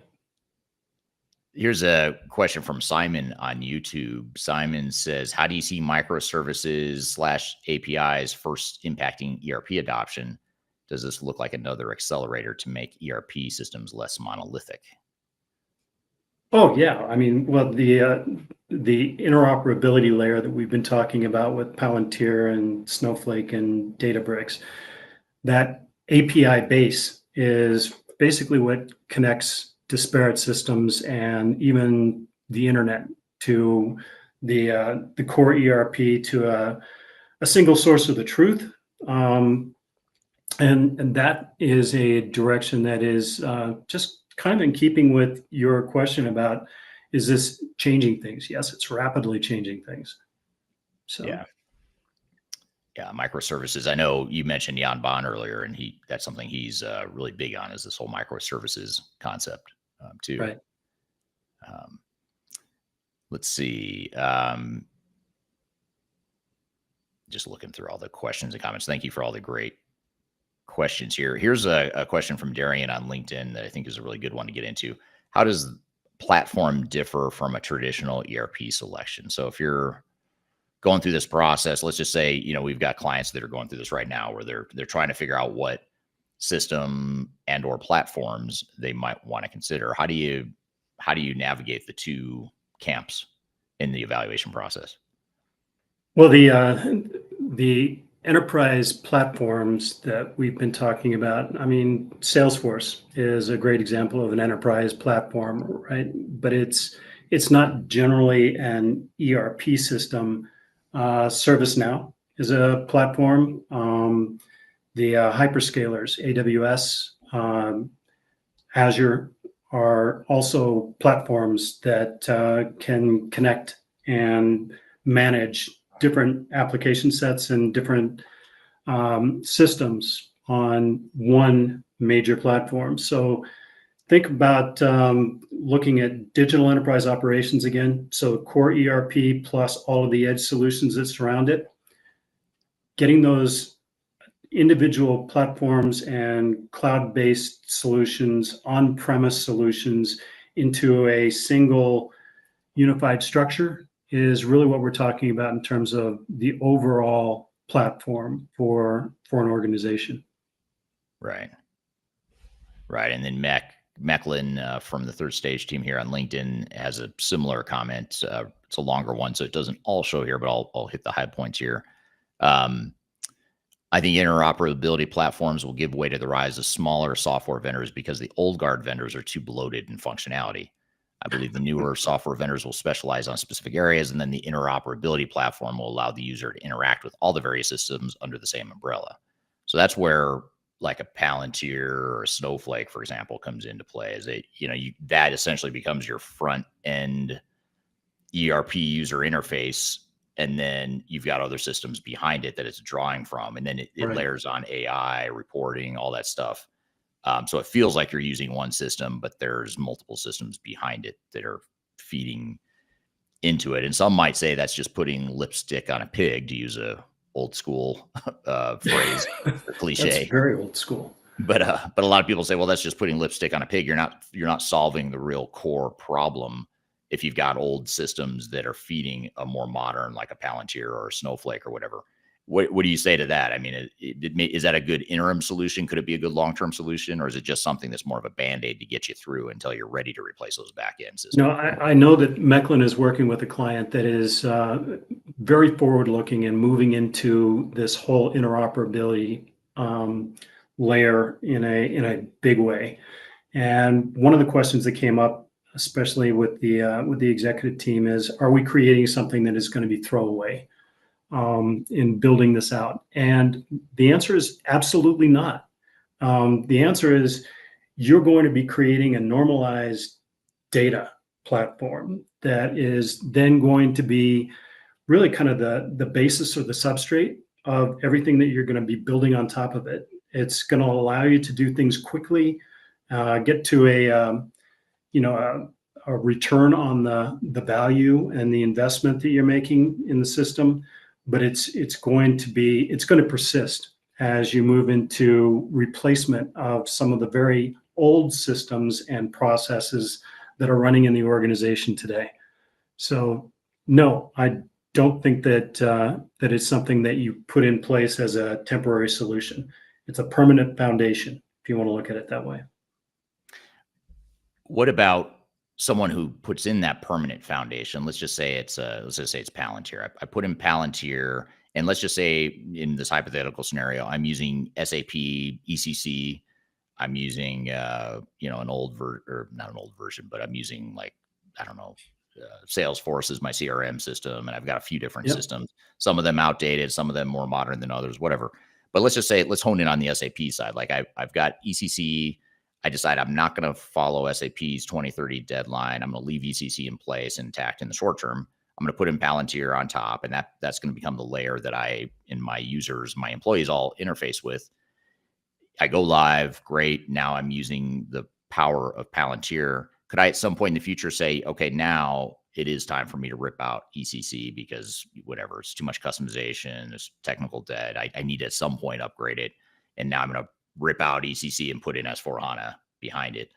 Is that a viable strategy? Is that something that companies could be thinking about as a strategy, particularly SAP customers or any other legacy ERP system that they're thinking about upgrading to? Absolutely. It's a bridge to that change, right? In other words, if you're not going to make the decision today to move from ECC to S4 in this scenario, this gets you the time that is needed to understand exactly what would be the best solution. Maybe it is moving to S4, but maybe it's not. Maybe it's replacing with something else, or maybe it's staying on ECC and working with Rimini Street or some other alternative to continue to keep that moving while you don't make the entire transition to S4. I guess transition is not a good word for that, for the re-implementation or the implementation of S4. And that's a big question in the SAP marketplace, right? Not so much in some of the other ERP vendors where you're moving from the current version to the latest version. They are a lot simpler, smoother path. And not to pick on SAP, but we've seen a lot of headlines lately. Yeah, so they make it easy to pick on them. But think of it as a bridge to get to that long-term end state and operating state that you're trying to get to. Yeah, it's a good way to look at it. And this is what SAP doesn't want you to know. There's two things you just shared that SAP does not want you to know. One is they say they're cutting off support in 2030 for ECC. You mentioned Rimini Street. There's others like Spinnaker, third-party SAP support providers that will provide support for ECC at least until 2040. And I imagine they'll probably go even longer. But for right now, they've said they'll support ECC through 2040. So right there's a lifeline that buys you 10 more years. And especially if you've just implemented, we have one client based in Nebraska that we're just starting work with. And they had just finished implementing ECC, I think 2 or 3 years ago. And it was part of a multi-year big global transformation. So it took them a long time to go through it. They finished the implementation like 2 years ago. And they were saying like a year or two before they even finished the implementation, SAP was already breathing down their neck saying, hey, it's time to upgrade to S4HANA. And their view was, wait, our business case is a 7-year business case. We need 7 years of business value to justify this big, massive ECC investment we just made. So no, thanks, but no thanks. We're not going to upgrade to S4HANA We're right still now. depreciating it. Yeah, exactly. Yeah. I mean, let us get the value. Let us get our footing on what we just did. We're not going to go through this again. So I think looking at what your lifelines are, and if your lifeline is going to be third-party maintenance, great. If your lifeline might be the second thing that SAP doesn't want you to know, which is put in a Palantir or a Snowflake or some other AI tool that ends up becoming that layer that gives you some immediate value with a lot less time, cost, and risk and heartache to go along with that. So I think that's the way to think about it, is what can we do to mitigate the risk that the vendors are imposing on us, and how can we continue to run our business the way we want to run our business and do it in a way that aligns with our needs, not necessarily that of our software vendor. I think that's the way you've got to think through it and not worry too much about vendor A, B, or C telling you you've got to get off that system because it's old. I mean, honestly, who cares? We still have some clients that are coming to us saying, hey, we're still running an iSeries or an AS400 based homegrown system. I would not advise you. I wouldn't advise you do that, but I'm just saying there's so many companies that they've let it ride. They sweat the assets for 40 years that for some companies, it just makes sense, right? I mean, it's not a terrible thing to use old technology. Yeah. The technologists in us all want to say, don't do it. It's old, outdated technology. Move to the cloud, get analytics and BI and all the cool stuff. The technologists in us might think that, but you have to look at it more from the business perspective and say, does it give us value? It sounds cool, but is it going to give us value? Think about this too in different industries, like PE firms, where you have a portfolio of different businesses that are running different software systems. Like one may be running ECC, another one may be running Oracle or something else.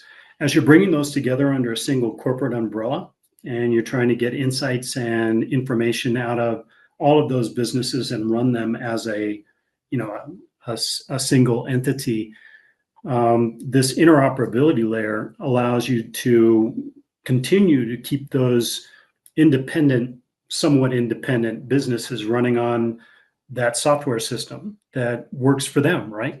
Over a longer period of time. So reducing change, reducing risk. This is a new way of bridging to that true transformation for organizations. Yeah, absolutely.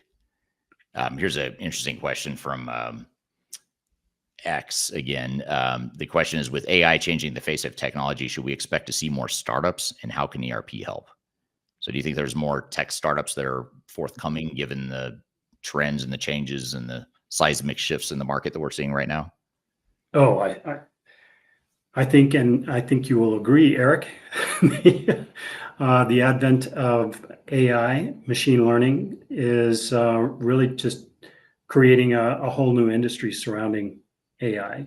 Some of the proprietary tools that we use are different constructs, different, and allowing for a different methodology than we'd even thought of 2 years ago. So even third stage is evolving as we create our own intellectual property surrounding these tools. That's going to cause proliferation of new businesses coming in with new capabilities to address problems and gaps that we've seen in the past with enterprise systems and deployments. Deployments in months instead of years has been the target of moving to the cloud and moving to multi-tenant structures for years and years. But now you add robotic automation for testing, for instance, in implementations and things like that. It's going to speed implementations. It's going to cause a whole new marketplace of ecosystem partners that are available to people that use these tools. Yeah. I'd say now is a really good time to start. And if you're going to do a startup, whether it's ERP or something related to enterprise tech, now is a really good time because you can leverage AI, first of all, to build the software. So, the barriers to entry are lower than they've ever been. And second of all, one thing we see in the space is this lack of trust and this distrust of the enterprise technology incumbents. these big ERP software vendors haven't done themselves any favors by the way they've gone about the migration to the cloud, in the forced migrations and the sunsetting, the arbitrary sunset dates, and will they or won't they cut off support for their product that we're already paying for. It's their prerogative to do it, the software vendors, but it's creating a huge amount of distrust in the market right now. And I think companies are clamoring for alternatives. And so that's part of why our company has done so well at Third Stage, is because we're agnostic. We're not drinking the Kool-Aid. We're not shoving technology down anyone's throat. And we're just there to be our trusted advisor to our clients. And it's a trust thing. I always tell our team when we're, onboarding people or having our leadership meetings, it's about, we're selling trust is what we're selling. We're not selling technology or even technology services. It's trust. And so I think if you can create an ERP system that addresses that and provides an alternative and a lower cost, higher value sort of solution, you look at, for example, Odoo recently, I think in the last year or so, just got a big $500 million investment from Google's parent company. And among others, I think there were several investors. But point being, they're not that old of a company. They're newer company. They're different, and they're getting these huge valuations. Now, to be fair, SAP's stock price is doing really well. I mean, their stock price is doing great for investors, largely because they're starting to see fruits of their labor of shifting so many customers to the cloud. And investors know there's still a lot more that still need to shift to the cloud, and the more that are going to shift to the cloud, the better the stock price is going to do, and the better the executives are going to get comped on that. So anyway, so I don't know what your thoughts are there, but I feel like now is a good time to, if you're going to start an ERP software company or provider, I think now would be a great time. I think for all the reasons you mentioned, and the fact that everyone is going to have to be determining where they are going to go and how they are going to get there over the next 2 to 3 years. You mentioned SAP. All of the ERP vendors are moving everyone to their cloud-based solution if they weren't native cloud already. That is causing, just a dam burst in terms of organizations that are looking to make that move and to deploy resources to make it happen. And so it's becoming a very crowded marketplace. Anyone that can bring tools to bear that are going to simplify that are going to streamline it, are going to do very well. So yeah, now is the time to act. Yeah. I've got to stop for a second here. This is the first, so I've been doing these podcasts now for like 4.5 years. This is the first conversation where I completely lost track of time. I had no idea that it's already been an hour. So quick time check. Are you okay? Do you have a hard stopper in it? Do you have a meeting you're late for right now? I don't. No. Can we go a couple more minutes here? Because there's a couple really good questions I want to get to. And this is not going to make a very brief podcast though. So. I know. I swore we were about 30 minutes in. I wasn't even. I've never seen this many questions coming across on the chat. I know, and some really good ones just came in that we just can't. Not even questions. People interacting with the conversation. Yeah, and I had about a dozen questions for you. I think I've gotten through 2 of them, but because these are such great questions. So here's a kind of a funny comment from William on YouTube. William, this is back to the comment when we were talking about Donald Trump buying SAP is the April Fool's joke. William clarifies and says it was actually Stormy Daniels who bought SAP career. A little inside humor for those that follow American politics and controversies. Here's the question I really want to get to, though. This is from John Reed, who I'm a big fan of. He's with Diginomica. If you don't know him, he's joining on LinkedIn. Thanks for joining, John. John says modern ERP isn't dead. What is dead is over-customized legacy ERP, which is very difficult to embed with AI and analytics.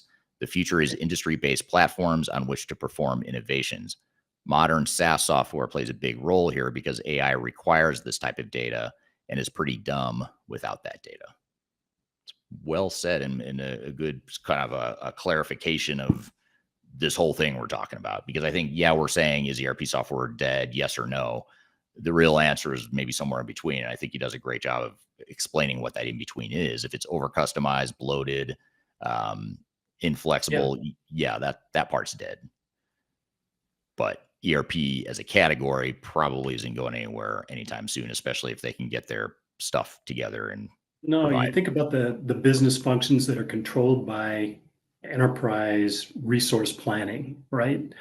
Those core functions still need to go on. The interoperability platforms that we're talking about, mission control over the whole thing, has to have a living host. It has to have that data and information brought up so that it can be normalized in a data lake environment and then mined through business intelligence tools. That's the way the whole thing comes together and works. So no, ERP is not going to go away. Those core critical functions are not going to go away. But can they be integrated in that entire digital enterprise operations picture? And importantly, can you deploy this over a period of time? So can you get to some quick wins with the bridge to this interoperability layer or foundation that you put in place, the mission control, and then build out the rest of the systems over time in the proper sequence? So moving from ECC to something else in 5 years rather than that immediately.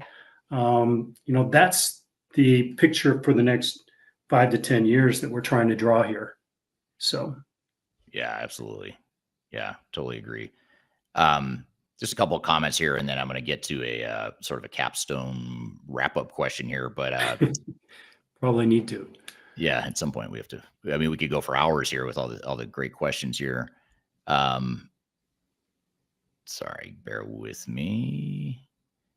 Yeah, but here's just a comment I think is interesting. That this is from Hesham on YouTube. Hesham says AI is learning supersonic fast, especially from large vendors, and soon will provide new ERP solutions with open source and very cheap. That is something. This is a good point. Actually, this is something you do have to look at. Is one of the advantages that the big vendors have, these incumbent vendors like SAP, Microsoft, Oracle, is that when, like, for example, SAP and John, actually, if John's still on, John Reed, he can probably check me on this because he follows the SAP space so closely. But last I heard, I think it was like 30,000 SAP customers had opted in to train the SAP AI models, or to use their data to train the models. So on one hand, that's a lot of power. I mean, that's a smart AI.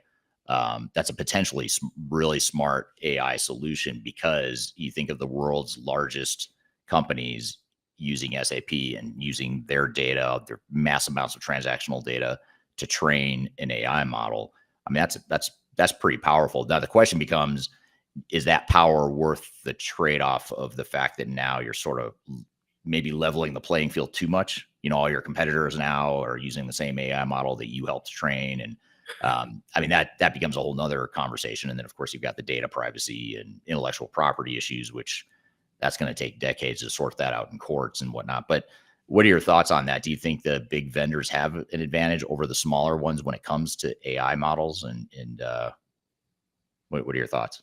I think they do, because you just think about literally billions of dollars being invested in upgrading systems, and now the continuous upgrading that's available through multi-tenant environments, where the one-to-many model, everyone gets the same upgrades, everyone gets the same changes. And they've also been paying a lot of attention, and this is to the a nod to the ERP major vendors. They've really been asking their customers, their constituents, what do you need to see from us? And a lot of the answers have been coming back as AI flexibility tools that I can configure my systems on top of core ERP and so forth going forward. And they've listened, and they've created the ability and the tools to make that entirely possible. So when you look at spending billions of dollars, I mean, look what Oracle has done in the last couple of months in terms of their stock price. A lot of that is based upon their database sales, but it's also their enterprise sales just gone through the roof, making Larry Ellison the second richest man in the world. So the big ERPs do have an advantage in this, and there is going to be a lot of consolidation. Yeah, and there's something to be said about vendor lock and also the fact that switching costs are so high. Moving off your old ERP system just gets more and more difficult over time. So the big vendors do have that advantage too, which is, for example, you look at PepsiCo. I was just reading about Pepsi and how they're doing all this AI stuff. There's an article in the Wall Street Journal a couple weeks ago about this. They're doing all this AI stuff with Salesforce, but they use SAP as well. And you think about these big, massive Fortune 500 companies that are using SAP. I mean, you're not just gonna think about the ripping out SAP to put in Oracle, or ripping out Oracle to put in SAP at a big Fortune 500 company. It's super hard to do, which is why you build this knowledge base around a certain vendor, and then you end up upgrading and staying with that vendor for a long time, and the big vendors know it. So to be fair, there's not a whole lot of options for these or historically there haven't been a lot of options for these really big companies, but Palantir is an example, and Snowflake too. They're getting some really big clients. I mean, there's some big companies that are using Palantir. I mean, big, not just private sector, but public sector too. In the case of Palantir, big government organizations, huge government entities, federal governments are using Palantir along with all their legacy systems that they don't want to replace or they can't replace. Not to promote Accenture, but Accenture and Palantir just announced a partnership like yesterday to develop enterprise operations for government agencies. Okay. So yeah, definitely moving in that direction. Yeah. Yeah. And Palantir also has a partnership with SAP. SAP just announced that at Sapphire as well. So we could talk for hours, and I wish we could, but we can't. But just to sort of wrap it up or bring this all full circle, if you were advising a board of directors and a management team, which you do this every day, so this isn't just hypothetical, but if you were today advising a board of directors or a leadership team that's trying to future-proof their digital strategy, what would your closing remarks be in terms of the pros and cons or the considerations when you're looking at ERP versus alternative options as it stands right now? Well, pick partners that will persist.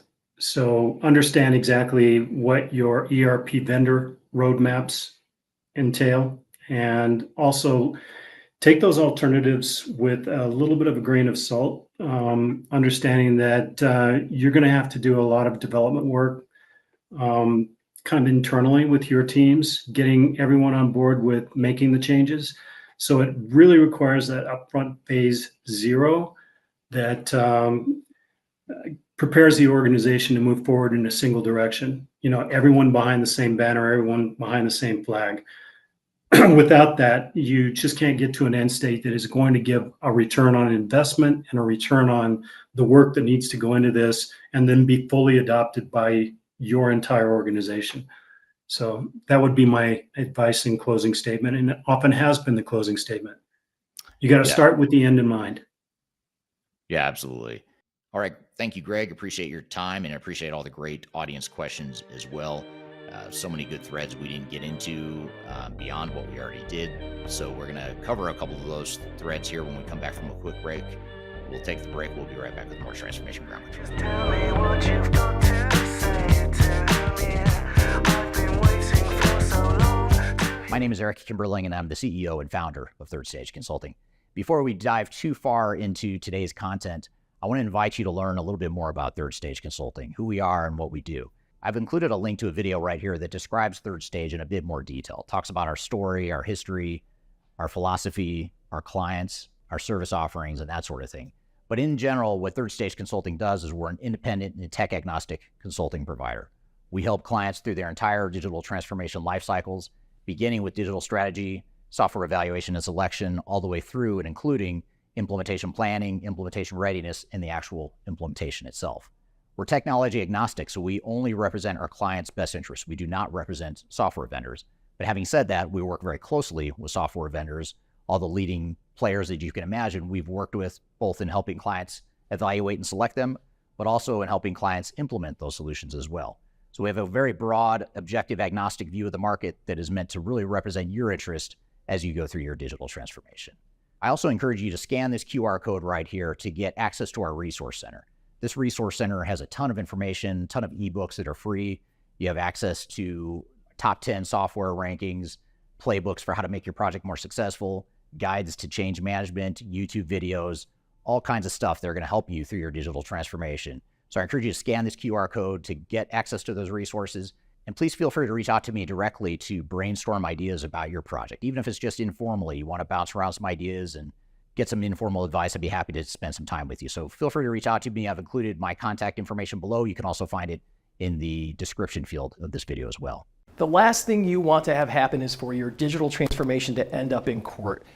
I've been doing this for 20 years and I have seen everything. My name is Marcus Harris. I'm a software and tech. What you want to have happen is for your digital transformation to end up in court. I've been doing this for 20 years and I have seen everything. My name is Marcus Harris. I'm a software and technology attorney focusing my practice on drafting and negotiating software-related contracts and litigating software disputes across the country. Feel free to reach out to us at taftlaw.com. We'd love to talk to you about the litigation process and what you can expect.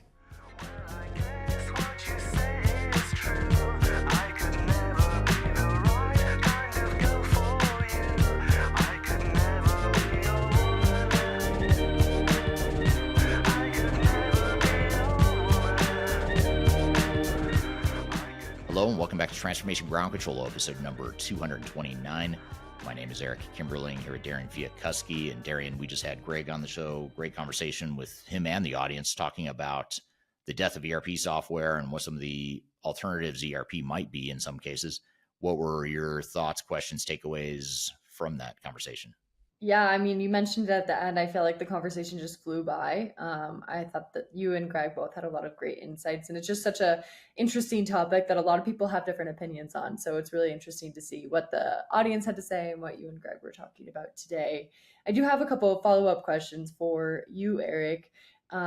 First one being, if you're advising a startup today, what gaps in the ERP market would you tell them to solve first?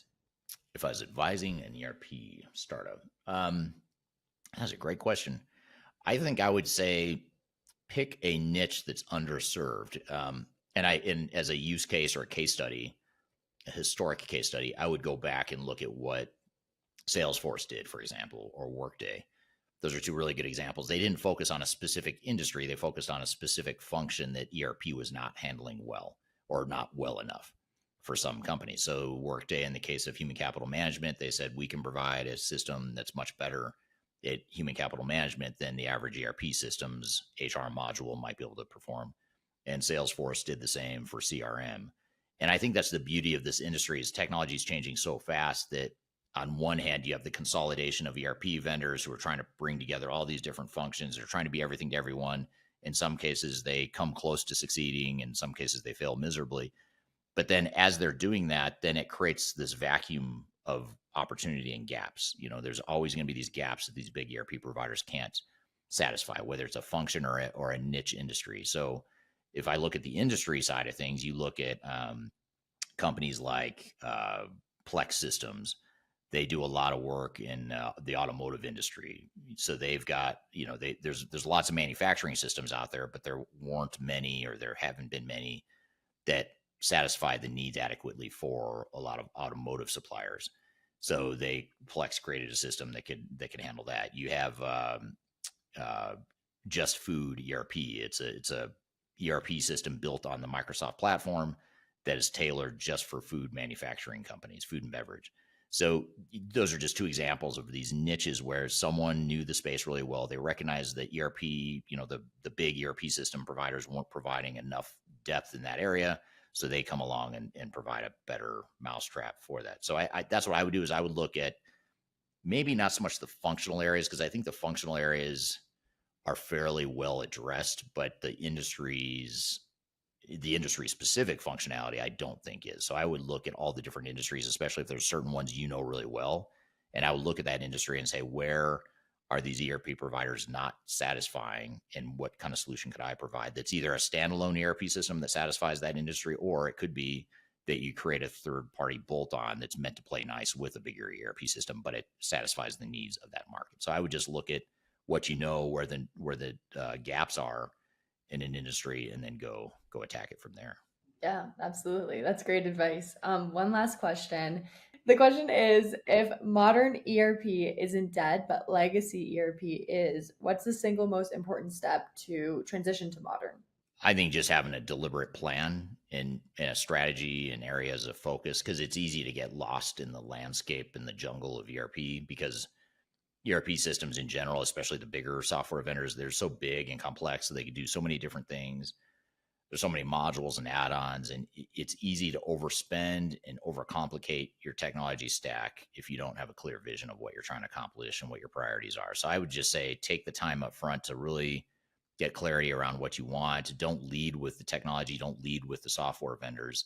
Lead with more of an objective, agnostic view of what it is you need, and let that inform and drive your decisions. And that's why clients hire us, for example, is because we're independent, we're tech agnostic, we don't sell software, we're not affiliated with any of these vendors, and we don't really care what software a company does or doesn't use.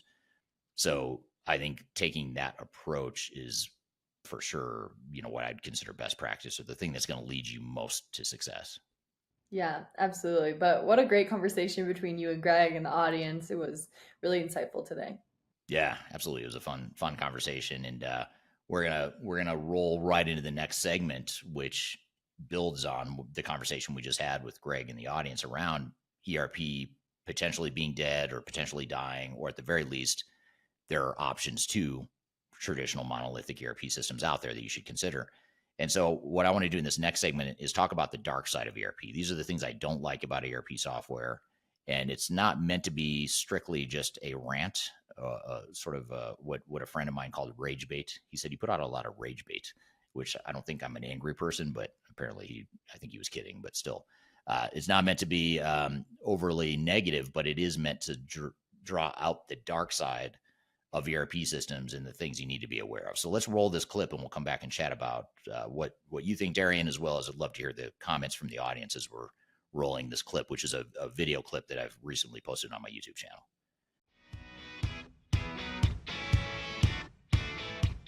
The first reason why you may not like ERP software like me is the fact that a lot of ERP systems, if not most of them, are monolithic and cumbersome.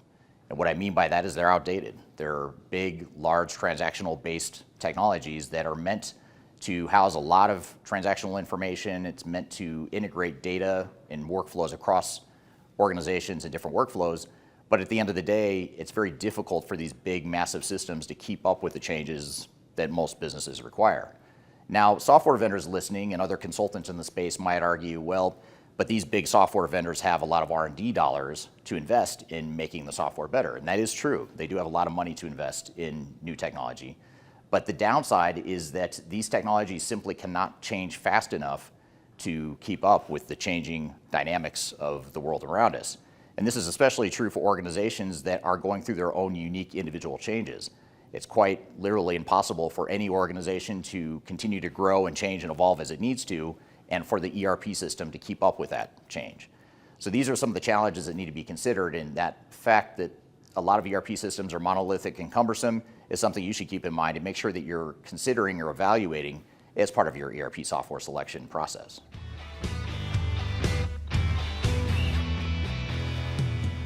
Another reason why I dislike ERP software at times is the fact that they can be very expensive and very risky propositions for organizations. Now, when we're evaluating potential ERP systems, we're always looking at the potential upside, the potential ROI, the benefits, the business value that the ERP software can provide. And while those benefits are real, or the potential benefits are real, the other reality is that these propositions, these implementations are expensive and risky. The reason for this isn't because there's something inherently wrong with ERP software. The real reason is because ERP systems are broad, largely integrated systems that affect an entire organization. So in other words, you're not just putting a small part of your business at risk. Chances are pretty high you're putting your entire business at risk, or at least a large subset of your organization. And that's both the blessing and the curse of ERP software, is that they're fully integrated systems. They can handle end-to-end business processes and workflows, but the downside is now you're putting those end-to-end business processes and workflows at risk. If there's a problem with the way you've implemented the solution, it becomes much more than a technical problem. It becomes a budgetary problem, because you're likely to spend a lot more time and money getting the system to do what you want it to do. But perhaps even more importantly, you're also putting your operations at risk. This is a dirty little secret that the industry doesn't like to talk about, but the reality is most organizations lose a lot of money, not just in the money they spend on investing in the implementation, but in the operational disruption that happens after implementation goes live. According to our research, just over 50% of organizations that implement new ERP software experience some sort of material operational disruption, meaning they can't close the books, they can't run payroll, they can't ship product, or some other major showstopper for their operations. And these disruptions cost a lot of money. In many cases, these disruptions cost exponentially more than the actual implementation itself. And that risk and that cost is something that's very real and needs to be considered. And that's a reason why ERP systems have such a bad rap in the industry today.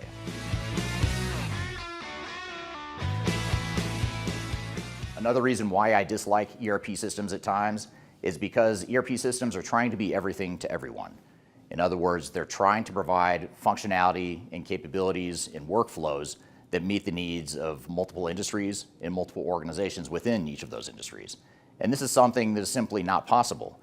Now, it's appealing to software vendors to want to do this because obviously they can sell more software, they can achieve more scale by achieving more functionality and capabilities.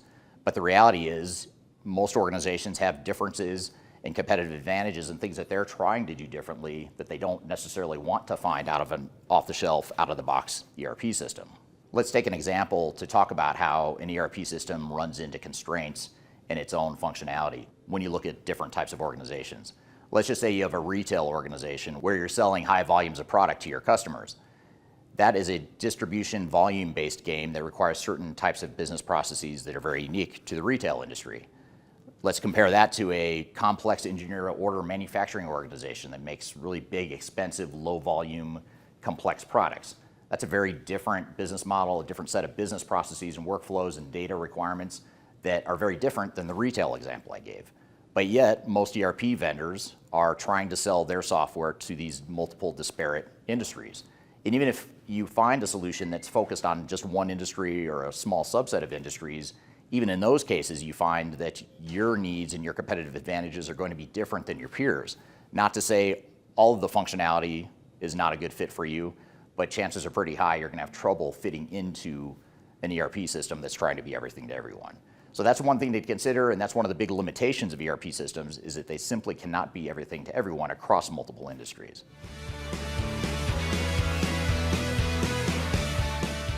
For the 25 years I've been in this industry, I've noticed and observed that ERP systems deliver questionable business value. ERP failure rates are very high, and even when the failure is not a massive failure, chances are pretty high that you're not getting the business value that you expect out of the system. And that's been a problem that's been plaguing the industry for 25 years. To be fair, oftentimes this isn't a result of the software, a problem with the software. It's because organizations don't want to change, they don't want to improve their businesses, and they don't take advantage of the capabilities available to them in the ERP software. However, a lot of the time, it's because there are limitations in the ERP systems. There's complexities in the system. There's functionality that is too cumbersome for the organization, or just simply the organization runs out of budget because the initial implementation was so expensive that they didn't get to implement all the modules that they needed. So there's a lot of different reasons why this is, but at the end of the day, most organizations fail to achieve the business value that they expected to see out of their ERP investments. While ERP customers oftentimes struggle to get the business value they want out of the system, there's two parties in this whole thing that are almost guaranteed to get business value out of ERP investments. And those two parties are the software vendors themselves, as well as the system integrators or the technical consultants that are involved with deploying the software. Those groups of people are almost guaranteed to get business value out of your investments in ERP software. The question becomes, though, what kind of business value are you getting? Are you getting comparable business value that you'd expect to see out of the system? Are you spending a reasonable amount of time and money on the implementation? Are you getting the ROI you expected to see on the deployment? These are all questions you have to ask yourself and really make sure that you right-size the project plan, the strategy, the investments you make, the products you select and choose and implement. Those are all questions you have to ask yourself to make sure that you're not just going all in and blindly investing and doubling down on ERP software that may not deliver business value to you, but they only deliver business value to the consultants and vendors that are providing the service to you. So these are some of the reasons why I dislike ERP software at times. I'm not planning on go anywhere. I love the work that I do, but at times ERP software drives me crazy. I have a love-hate relationship with it and with the industry, and that's why I've committed my career to helping organizations make better decisions and be smarter about how they deploy ERP software in a way that makes sense for them as an organization. So Darian, that was a clip of my YouTube video that I recently published that talks about why I hate ERP systems and what some of the dark side of ERP systems are. What were your thoughts or questions from that video? Yeah, I mean, I just thought it was really insightful again. But I think it kind of can reshape what people think about how their team can collaborate, innovate, and experience their work on the day to day. The first point kind of that you made was that the culture is kind of an afterthought. I thought that was a great point because companies oftentimes can focus on so much efficiency, growth, and technology that they forget, the human side of things. But if the culture is misaligned, then even the best technology and ERP systems or whatever technology you use is going to fail. So, with that being so known out there, at least from you saying it over and over again, and we hear it from other people in the industry, why do you think it still so often gets ignored? It's just, I mean, I think technology, first of all, is something that you can see and touch and feel, and culture is not. So you can demo for me how a software is going to work. I can see it. I could even maybe go play with it and enter data and try it out myself. But when you start talking culture and change management and human dynamics and people, um, you can't see and touch that nearly as easily, and it doesn't make as much sense, intuitively. So that's part of it. The other part of it is technology is super cool. I think it's changing very quickly, and it's becoming just unbelievable what it can do. And so it's easy. I mean, I get enamored by technology at times too. So I think it's human nature that we're excited about it, and it looks super cool. And in many cases, it is super cool. It doesn't necessarily mean though that it's going to transform your business and that everyone's going to go through a digital transformation and end the day thinking like, wow, I really like change, and I'm really glad we went through that entire transformation. At the time, it's painful for organizations, no matter how cool the technology is, no matter how powerful or how much business value it's eventually going to deliver potentially. The journey to get there is really difficult, and people just don't see it because the technology is so cool. I mean, how hard can it be, for example, to get everyone to use Copilot to start doing half their jobs for them? Sounds good in theory, but getting 1,000 or 10,000 employees to do that is a totally different story. So I think that's the big challenge companies face. Yeah, absolutely. And to kind of build on your point of like technology is cool and switch gears a little bit, what tool, I know you talked about like the 5 key ways that tech shapes culture, and one of those was the employee experience. So what tool do you think resonates specifically with the younger workforce, and how does that tie to retention within companies? Great question, because you put in a younger worker to use a really old system where you're required to memorize transaction codes or complicated menu paths. That's not a recipe to retain a younger employee who's never seen that before. So a lot of us older people and Gen X like me or baby boomers, whatever, a lot of us are just we know what it is, so we're we're kind of used to it. We know that there's transaction codes you might have to remember on these old systems. But you get a 25-year-old walking in the door, they're not even going to know what that means. So it's almost like trying to teach them a foreign language on the job, on the spot. So that's not a good way to attract people, definitely not a good way to retain them either. Even for older people, I think older people are getting tired of that old look and feel of systems too. So I think having looking at user experience, employee experience is really important. So I think conversational AI is a great tool that people, it's sort of a universal thing that anyone at any age or stage in their career can pretty easily learn, because all you have to know is what you're looking for. I am looking for a report of, show me a report of all the work in progress at this factory in Birmingham, Alabama, or whatever it is. So those are as long as you know what you're looking for, now all of a sudden you don't need to memorize where to find it. You can just ask AI to do it. So I'm not saying that's the key to keeping employees, but it's certainly the key to not frustrating them and making them more likely to leave. Yeah, absolutely. Super interesting point for sure. But yeah, what a great episode today. I feel like hopefully nobody's rage baited by it, but Right. I think it was great. Yeah, and I'd love to hear, if you haven't already, drop in the comments. What do you think about ERP software? What does the future hold? Is it dead? Is it dying? Is it alive and well? Long live ERP. Love to hear where you stand, because I don't think there's a clear answer here, and I love hearing all the differing opinions, including what we've already heard. But if you haven't already, love to hear it in the chat here, and we'll pick up some of these comments to chat about in a future episode as well. So thank you for a great episode, Darian. Thank you to the audience for the great questions. Thanks to Greg Benton for being here today. And thank you to our sponsor, Third Stage Consulting Group. If you'd like to learn more about Third Stage, go to thirdstage-consulting.com. I've also included my contact information below if you want to brainstorm ideas related to your digital strategy or how you can approach your digital strategy or remediate a project that's off track, help you evaluate software, whatever it is. Feel free to reach out. I'm happy to have an informal sounding board conversation with you. My email address is in the comments or the description field below. So hope you have a great day, and we'll see you in the next episode of Transformation Ground Control. Take care.